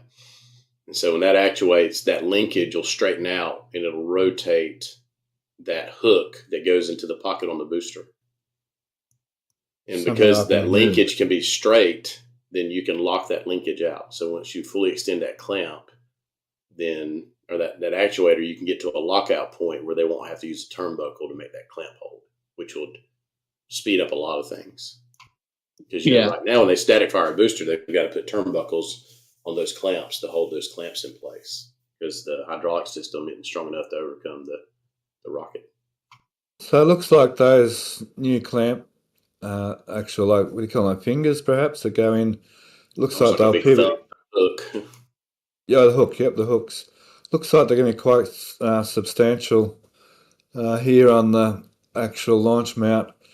I mean, we see them being significantly smaller than that at the build site and at the test structures, but I mean, that's only really for transport. Whereas here at the launch site, these clamps need to be significantly like beefier, but also significantly more reliable, and like they've got to do exactly the right time every single time. They're significantly beefier and system than what we just see on the transport stands and the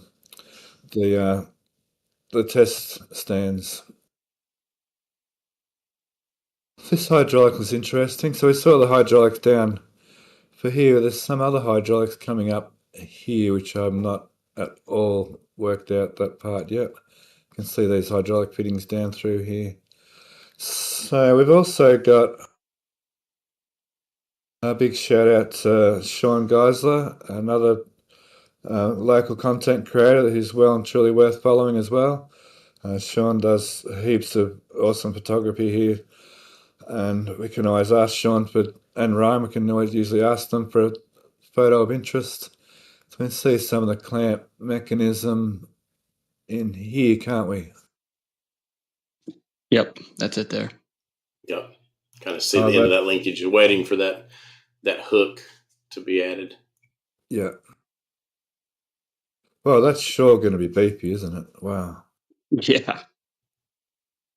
Now, I would imagine it'll allow them to go to a little bit higher thrust than they currently can. Absolutely. Yeah, I know the question's going to be asked. On the last picture, we could see the red wires that were kind of on the side there. We're pretty sure that is a load cell system, so they can see with the weight on it. What's that, Nate? I would agree. Okay. I'm like, am I wrong? Then I'm fine to be wrong. But so that'll show them if it's completely locked in. That'll show if it's taking the weight. That will show quite a bit to them. So that was interesting to see. Absolutely, because you remember when comes time for launch, there's literally a split second between booster weight coming off the clamps and the clamps having to retract and get out of the way of the engines coming through and nothing colliding. So I got a few images there from Starship Gazer and from Sean, so thank you both to those content creators.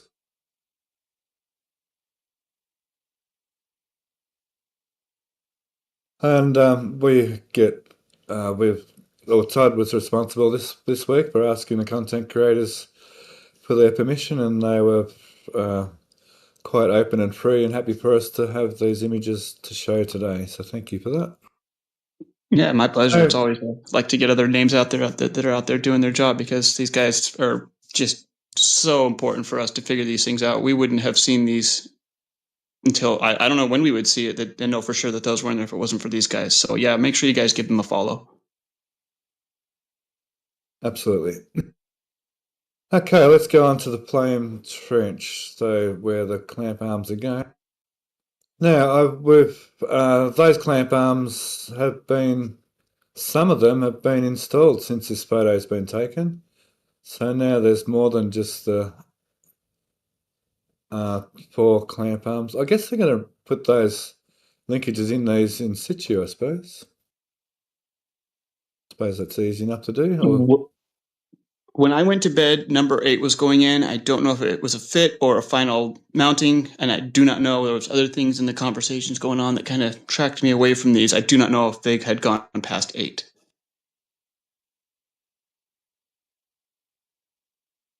They do look like giant swans, don't they? These things. Yeah. Okay, so a little deviation there from chat. Chat. Okay, I can remember all these things now. This elbow, we got a good view of this week. The plates here, they're sort of 2/3 of the way up, in steel plate installation on both sides. Massive amount of work going on inside this infrastructure.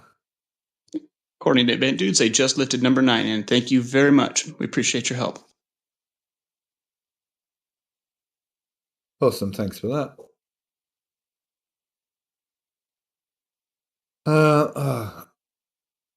Just going back to our ground images quickly. I'm not sure if I have it. No, sorry. Hang on a minute.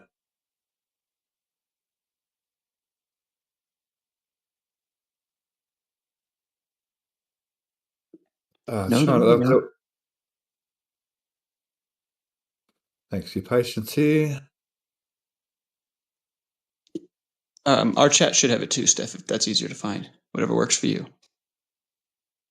Okay, this is one of RGV's ground photos.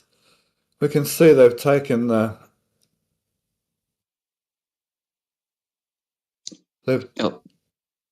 Oh, thanks heaps, Todd. That's awesome. We've can see they've taken the braces up under here. There was those 2 rusty braces across here. They've taken them up, and this is a good photo to show the heat mats where they heat the steel up, which I'm led to believe is important for doing some of this deep, thick steel welding, so you don't get cracks and so on. And thanks for your patience there while I was looking for those images. Yeah, heating the metal before you weld, especially when it's thick structural welding, really makes the weld get a better adhesion to the others. I'm not sure the word, but yeah, it is a huge help and almost necessary when you're doing big things like this. Not sure, it was mentioned last week, a staircase and this top plate. These 2 base plates have been put on for the booster quick disconnect, and once again, thanks to Sean and Ryan. What's Sean's photo first? No, hang on. I'll start with Sean's photo here. So I like to support them all. We can see the hydraulic actuators for all that mechanism we were talking about just a minute, Sanchez, a minute ago, I mean. I was actually supposed to come straight here after Sanchez, but anyway, here we are. We're here now. Yeah, you got those 2 tabs on those legs. So somehow that's going to hook into, this system. There's tabs on those if you look at them. On these? Which frame? On one of the frames, you could see tabs before they put it all together. Okay, yeah. If I look at it, it should be hooked somewhere. It works. It's going to work very similar to the current booster QD. It'll rock this frame back inside, pull back, and as it pulls this frame back, then most likely that hood that's a little bit further to the right, those hoods will then have a linkage to close them behind it. So anyone wanting a vastly different mechanism is going to be disappointed.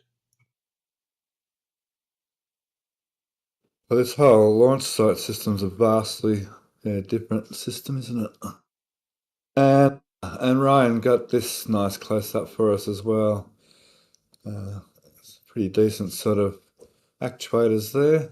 Probably with load cells again. Mm-hmm. Little bearings in there, I'm pretty sure. Okay, back to the plane, Trent.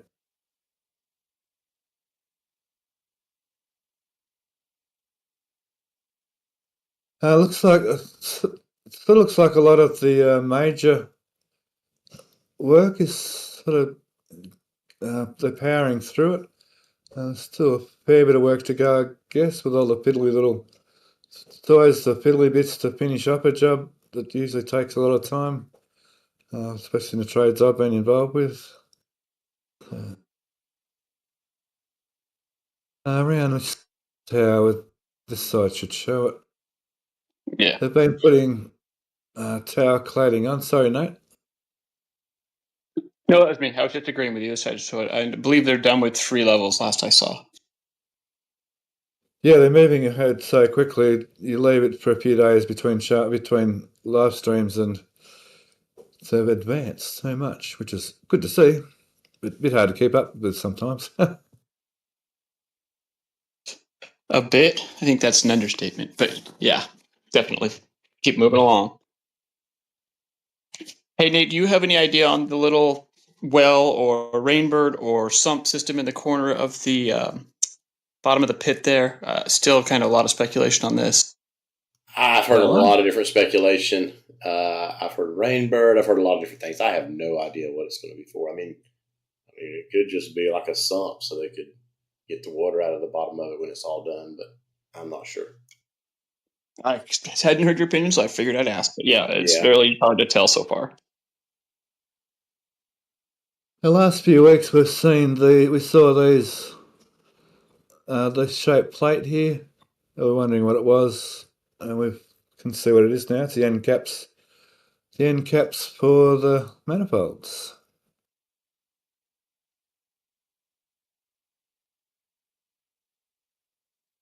This photo should do. But down in here we can see all the. Oh, they have got elbows on there. Look, I haven't looked at this photo properly. And these got elbows all over the place, going that ways and going up and going this way. So really not sure what all these ones are.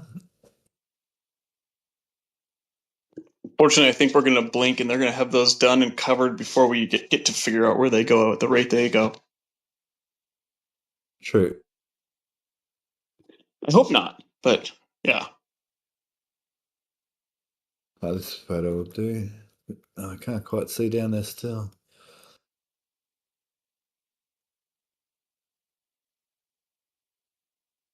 Okay, we'll move on from that. Okay, down in this corner. Sorry, in this corner here, the painted lines, so it looks like a car park. Still not sure if that's going to be part of the air separation unit or just general concrete, or concrete's like at Starbase. It'll be a car park this month, and next month it'll be something else. All concrete at Starbase should be stamped temporary.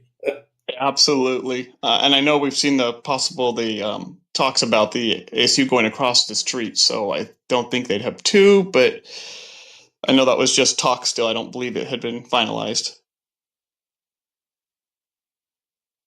Next week it'll be a VW car.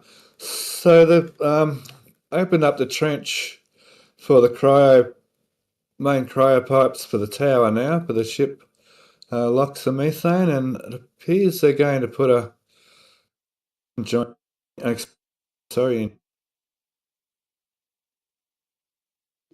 Steph, hold on. I think we're losing you there. I think you cut out, or was that me? There we go. Am I back? I think so. Continue what you're saying about the wall in the pit. So it looks like there's going to be an expansion loop through here. Yeah, my Starlink just drops out every now and again for a little tiny bit. Anyway, it's all good. Yep, loud and clear now. Cool. And the wall is the blast wall. So here, blast wall is effective because it's only protecting sort of acoustic energy from ground level. But could you imagine if, I mean, it'd be terrible, but can you imagine if there was an explosion up here blasting down there? No amount of wall's going to protect. Just going back to that earlier question, which I'm not saying that was a silly question. I'm just sort of answering the question for them. No, yeah, you're right. Though blast wall makes sense, but it's just not feasible for what they would need to do to actually make it protect everything from a mishap happening.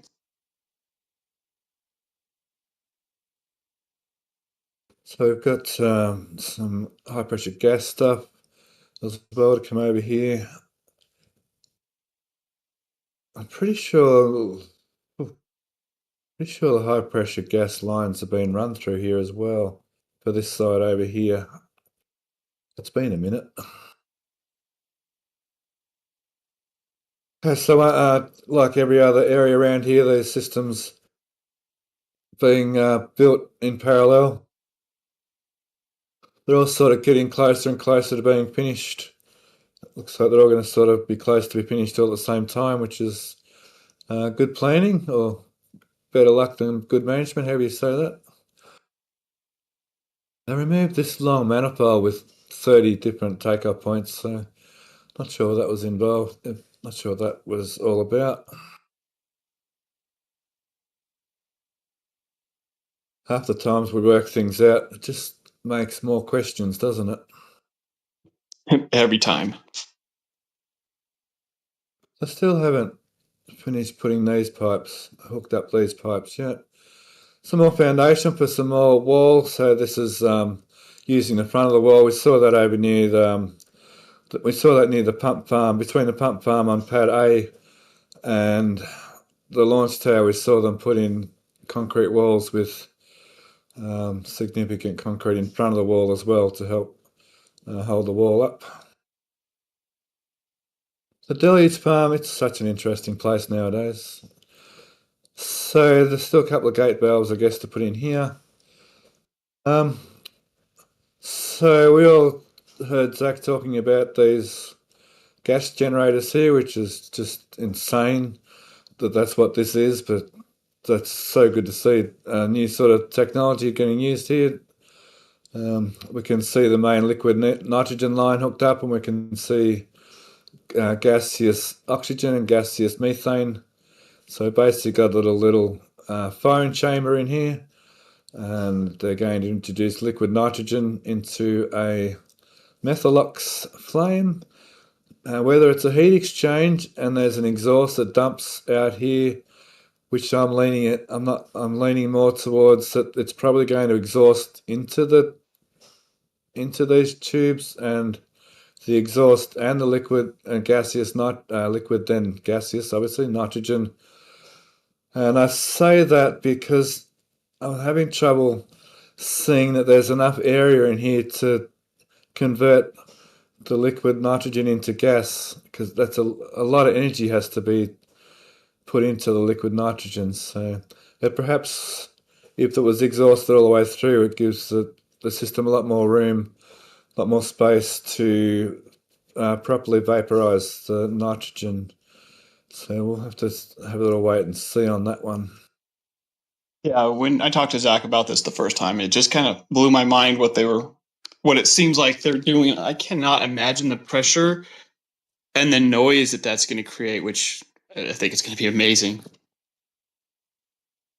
Well, it's got to be enough pressure to dump. Well, they say there's 200,000 litres, 200,000 gallons here in about 2 minutes or whatever, a minute and a half. Yeah, just wild. But of course, each set of 4 here for 4 tanks. And on the Pad A's water deluge farm, the pressure release or the release valves, if you remember, were up on these manifolds up here. So this time around they're having them down here. And there's a stack here. You can see, I'll get a better photo. Just bear with me for a sec. Now this photo might show it better. Yeah, so there's an exhaust manifold and then there's an exhaust stack. There's the stack there, you can see it just there.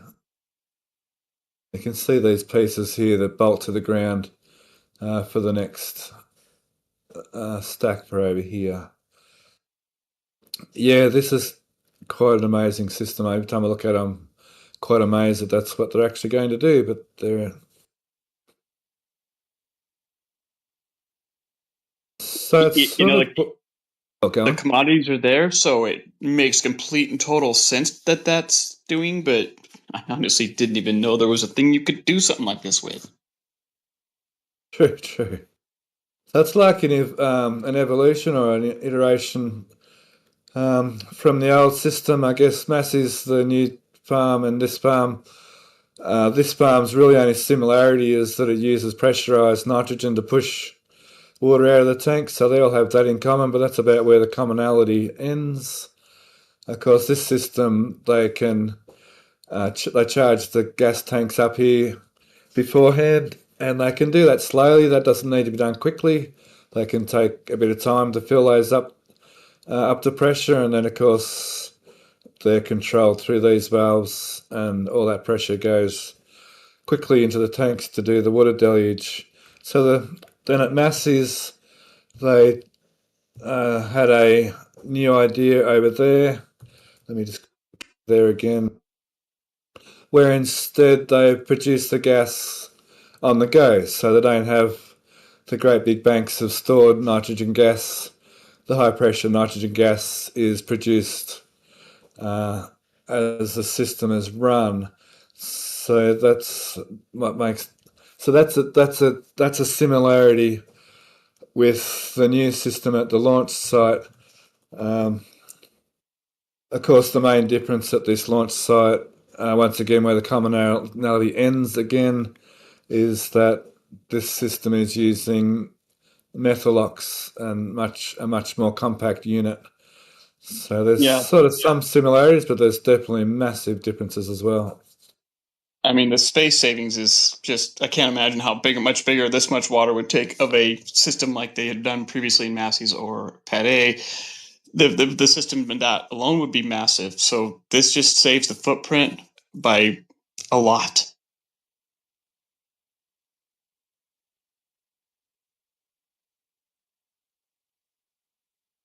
You can see they've installed them on this one as well. They haven't done the plumbing here quite yet. You can still see the methane and LOX lines there. So this one, 1, 2, 3. So this particular set is a little bit behind. This is like 3 Massey systems here all together. But of course, a very different gas generator system. So I believe that's liquid. We've seen labels that that's gaseous methane and gaseous oxygen, and more than likely gaseous nitrogen. So they'll be filled via this system. There's a pipe, see here, buried underneath here. So we've got a liquid nitrogen line and some gaseous lines that will more than likely fill these gaseous tanks and perhaps even the liquid tanks here. Although I recall seeing a tanker offload here, haven't we? These offload points here, I think. I'm pretty sure I saw a tanker here on one of our flyovers. Yeah, very interesting.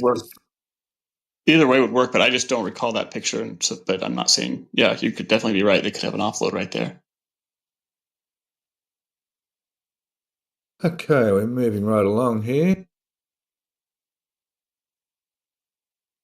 To quote Kermit the Frog, moving right along.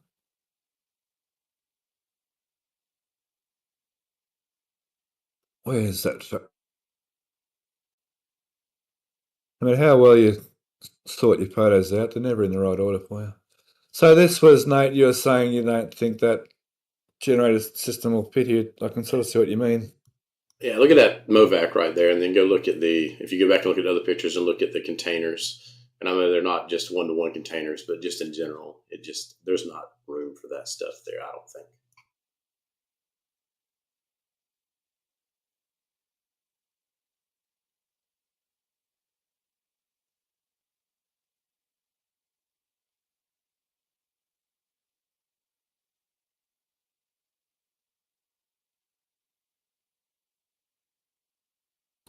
Yeah, it's quite big, isn't it? Yeah, I mean, you got the building itself, you've got the cooling area, and then you also have the commodities to run it. I mean, that's a lot of stuff to stuff on that little pad they're building.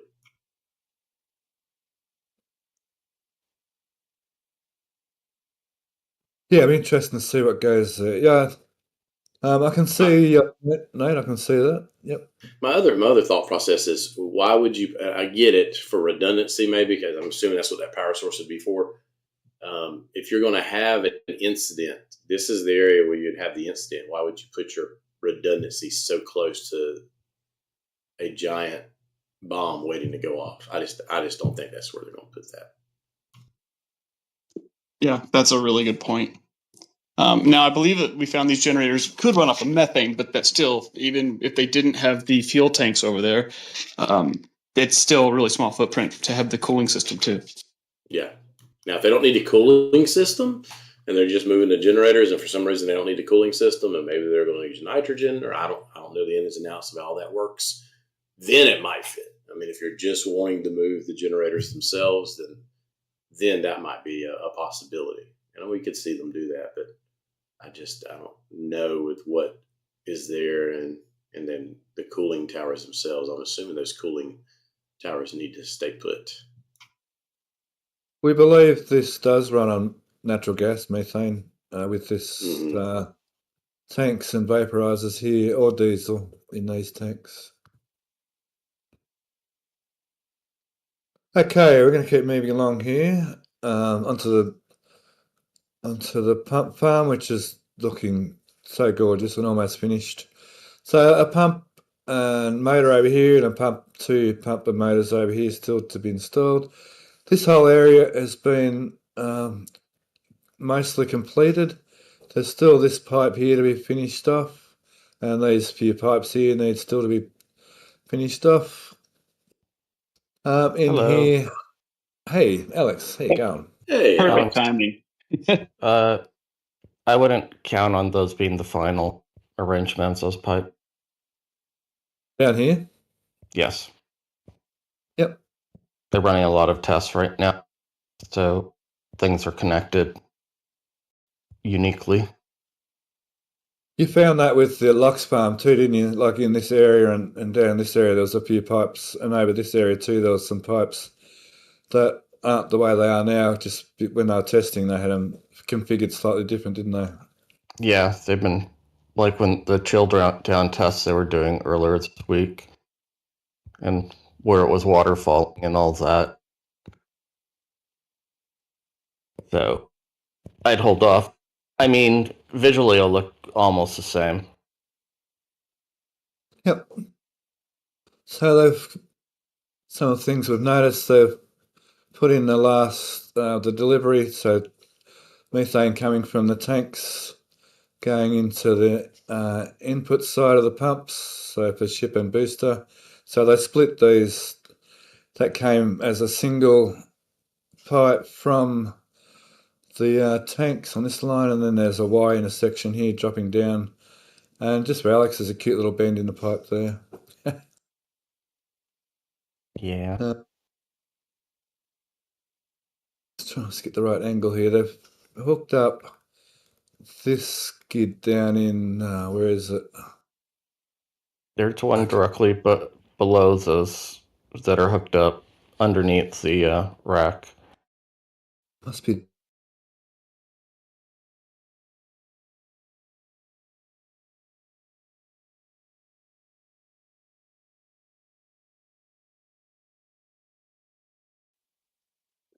You talking, Steph? Did we lose you? No, sorry, I'm just... Okay. There's a skid down in there that just got hooked up. Anyhow, it's looking nicely finished, like not completely, but looking fairly well complete. And like I said, and like Alex says, there's still a bit of, with the testing, there's still a few fine adjustments with a bit of plumbing here and there. But it's nice to see it at this stage finally. It's been quite the journey watching this thing getting built. Working out where all these bits and pieces of pipe go. Okay. I'm moving us along because we're nearly at our 2 hours already. Can't believe all that time's flown so quick. At the front here.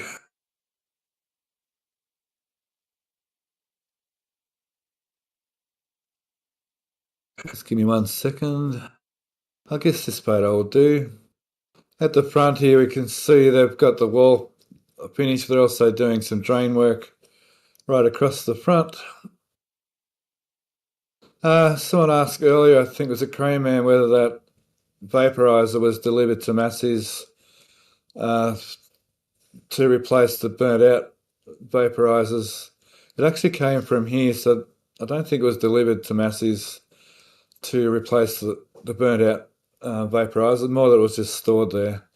And these are the new vaporizers getting put in. Yeah, a little more blast protected, you could say. Framed in so they aren't going to end up all diagonal like the last set did. Then they might not have to use the cables perhaps to hold them in, which is pretty rural. I will call that rural. Bit more concreting to be finished with some Rio bar there. Rebar, we call it Rio in Australia. So the main methane line I'm looking at now, they've still a few bits and pieces. They still haven't tapped into the old line yet down in there. There's another Maybach truck. They seem to have bred lately. Trailer, I mean. And we're still waiting for the final fit-offs to go in here yet before they make this whole methane side of things active, which shouldn't be too long now.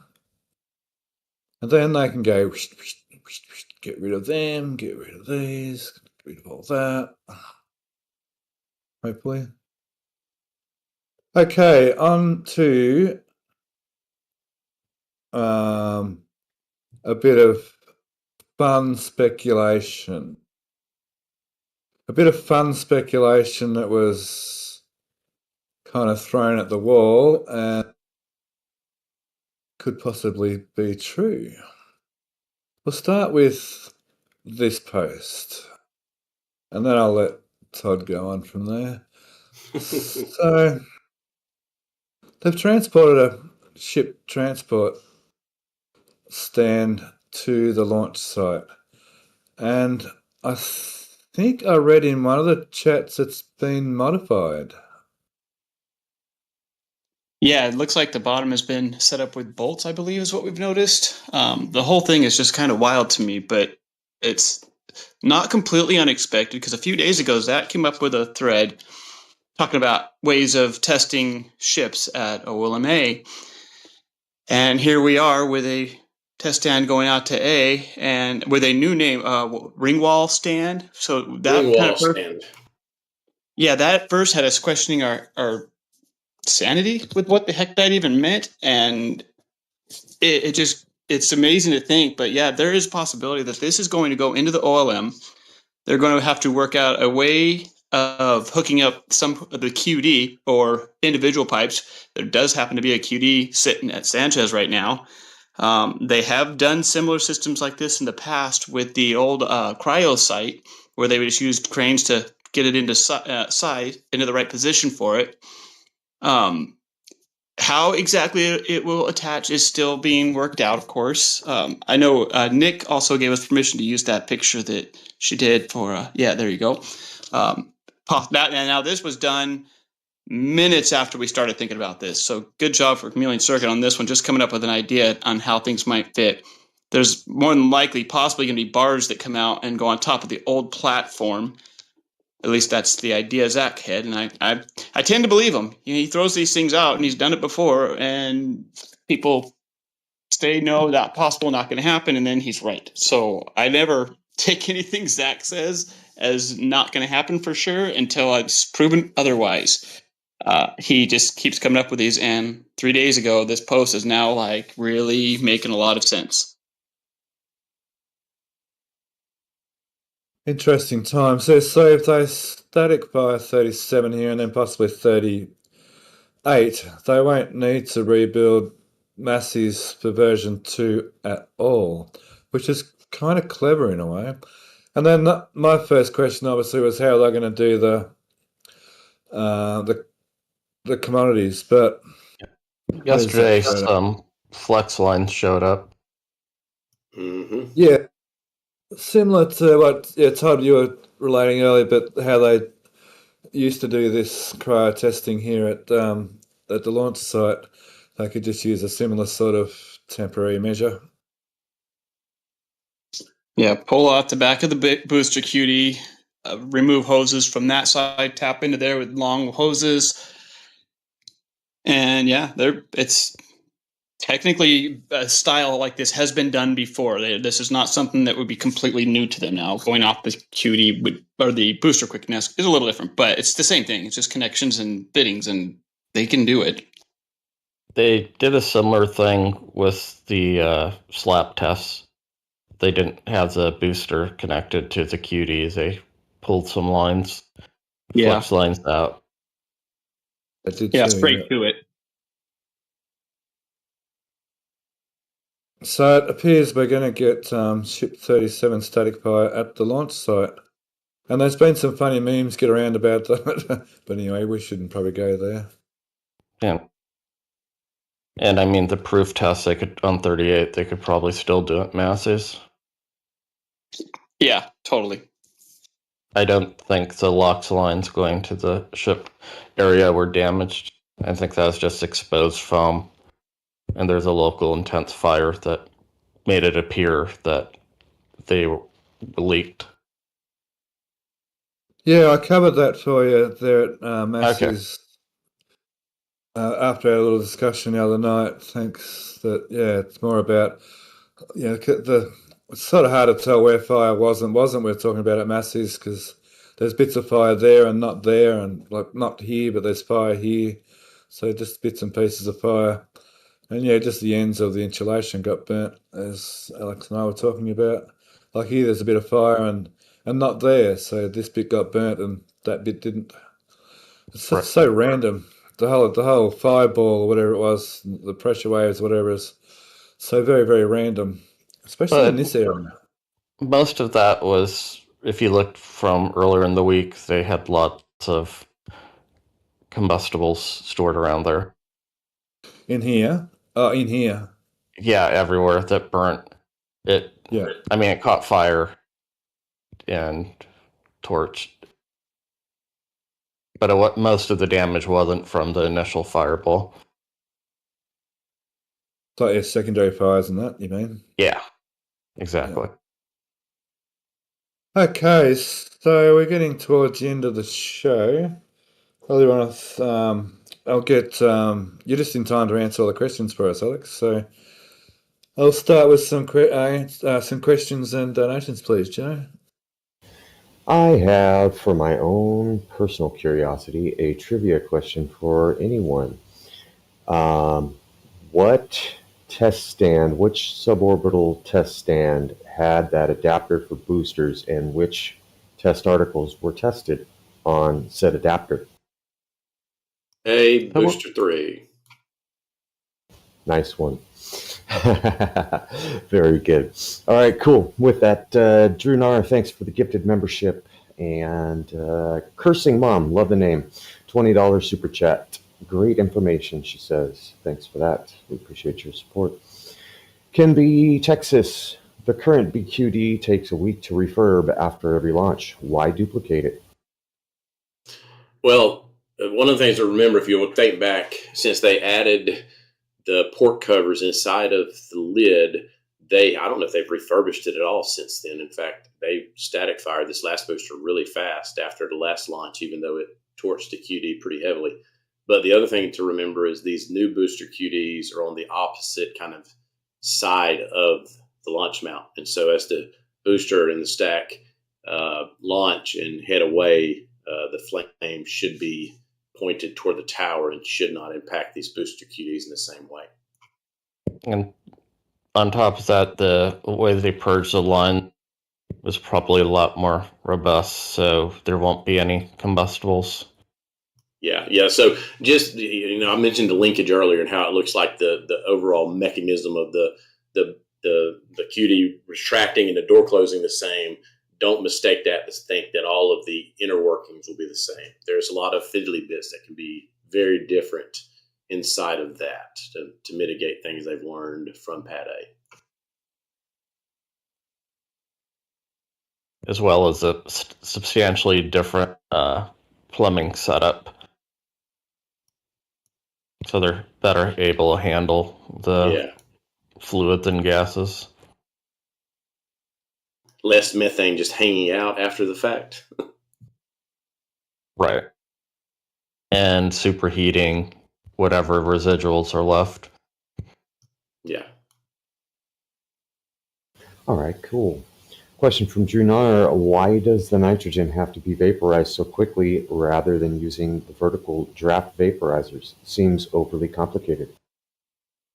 The rate that you need to vaporize it to pressurize the tanks, you have maybe a 30-second window. And the actual ullage space isn't high enough to... As soon as you open the valves, as they're pressurized, the pressure drops very quickly. Yeah, I got to maintain flow right quick. Yeah. Related questions from Missing Tools. Does the deluge gas generator have backflow preventer to keep gas from blowing back into the liquid nitrogen? For another one along those same lines, what if the burner exhaust gas goes into the water tank, causing any cloggage of valves? It's primarily CO2 and water with some very trace species, say CO, some NOx's, some hydroxyls, but pretty much it's just like the gas from a gas burner on your stove.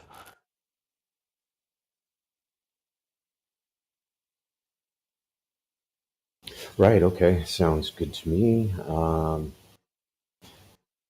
Question from Kai Nessel. If they remove the old CH4 tanks, would they replace them with more of the giant tanks by Pad A? Presumably, since they've expanded their storage capacity.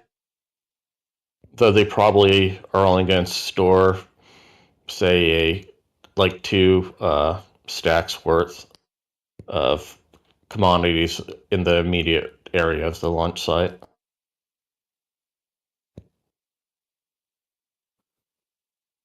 Oh, you meant the launch site, sorry. Was that talking about the launch site, yeah? I think.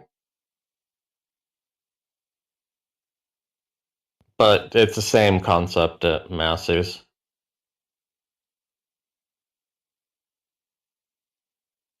Thank you, Joe. Yeah, for sure. All right.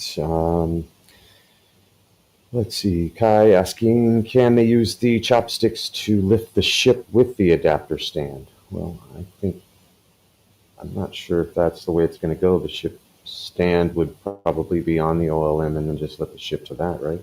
If that's the route we're going to take.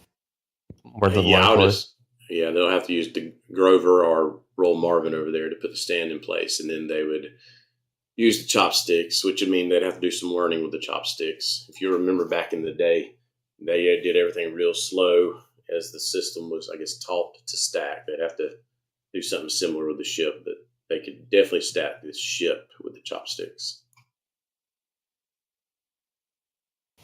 That's going to be a fun test to watch if that's the case. And which ties into the final question I have in my queue from Syed Usmani. With this Pad A ship setup, could they still run 6 engines at full thrust? Absolutely.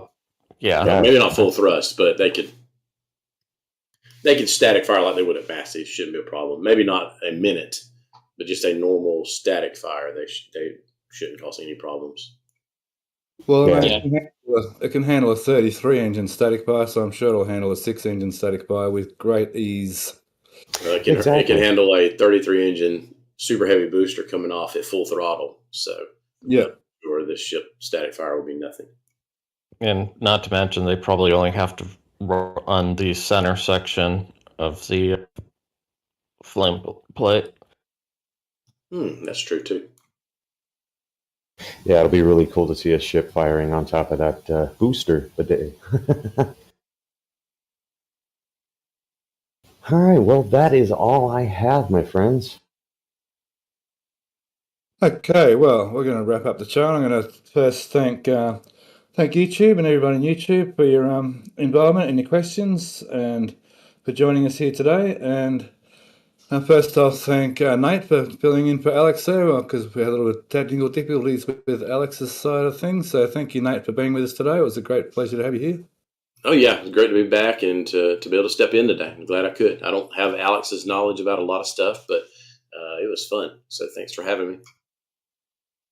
And Todd, thanks as always. You filled in a nice spot for me there. The things I asked you to do this morning. Thank you so much for doing that for us. Yeah, and I'm always glad to help. I love being here. I love doing this with you guys. It's so much fun. Good to see you, Nate. I don't think we've been on one together in a long time, so that was really good. Nice of you to come in with and help us out, and a pleasure to have you with us. Alex, thank you so much for coming for the last few minutes, because, yeah, you have the knowledge that I definitely don't have, and I'm not afraid to admit that. Everyone do all your good YouTube duties, like and all that, subscribe stuff, and make sure you follow our photographers that we've talked about today, because we want to make sure they get supported just as much as possible. Everyone have a great weekend, and I will see you guys next time. Thanks, Todd. And thanks, Alex, for showing up a bit late, but that's all good. I'm going to make jokes about this for a week. Blame Spectrum. Yeah, I will, definitely. And me living in the sticks where I don't even get a bar of coverage. And I'll sign off myself. I'm Stephanie B from Australia, and I'll leave Jay to thank all the appropriate people, and we'll see you again next week, hopefully, and thank you for joining us. Yeah, very well. Thanks, Steph, Alex, Todd, Nate. Always a fun pleasure to join you all on the stream. This has been a fun show. Thanks, RGV, Mauricio, Pilot Fred, for getting these pictures. 2 flights in a week. That's pretty awesome. Can't wait to see what comes up next week. Thanks, Astro Jen, my lovely wife, for scheduling and rounding up the talent for today's show. And thanks to everybody on the RGV team in the background that goes unmentioned show after show, making sure everything stays keeping on the up and up. Most engines cut off. Hot staging confirmed. Love you. Bye.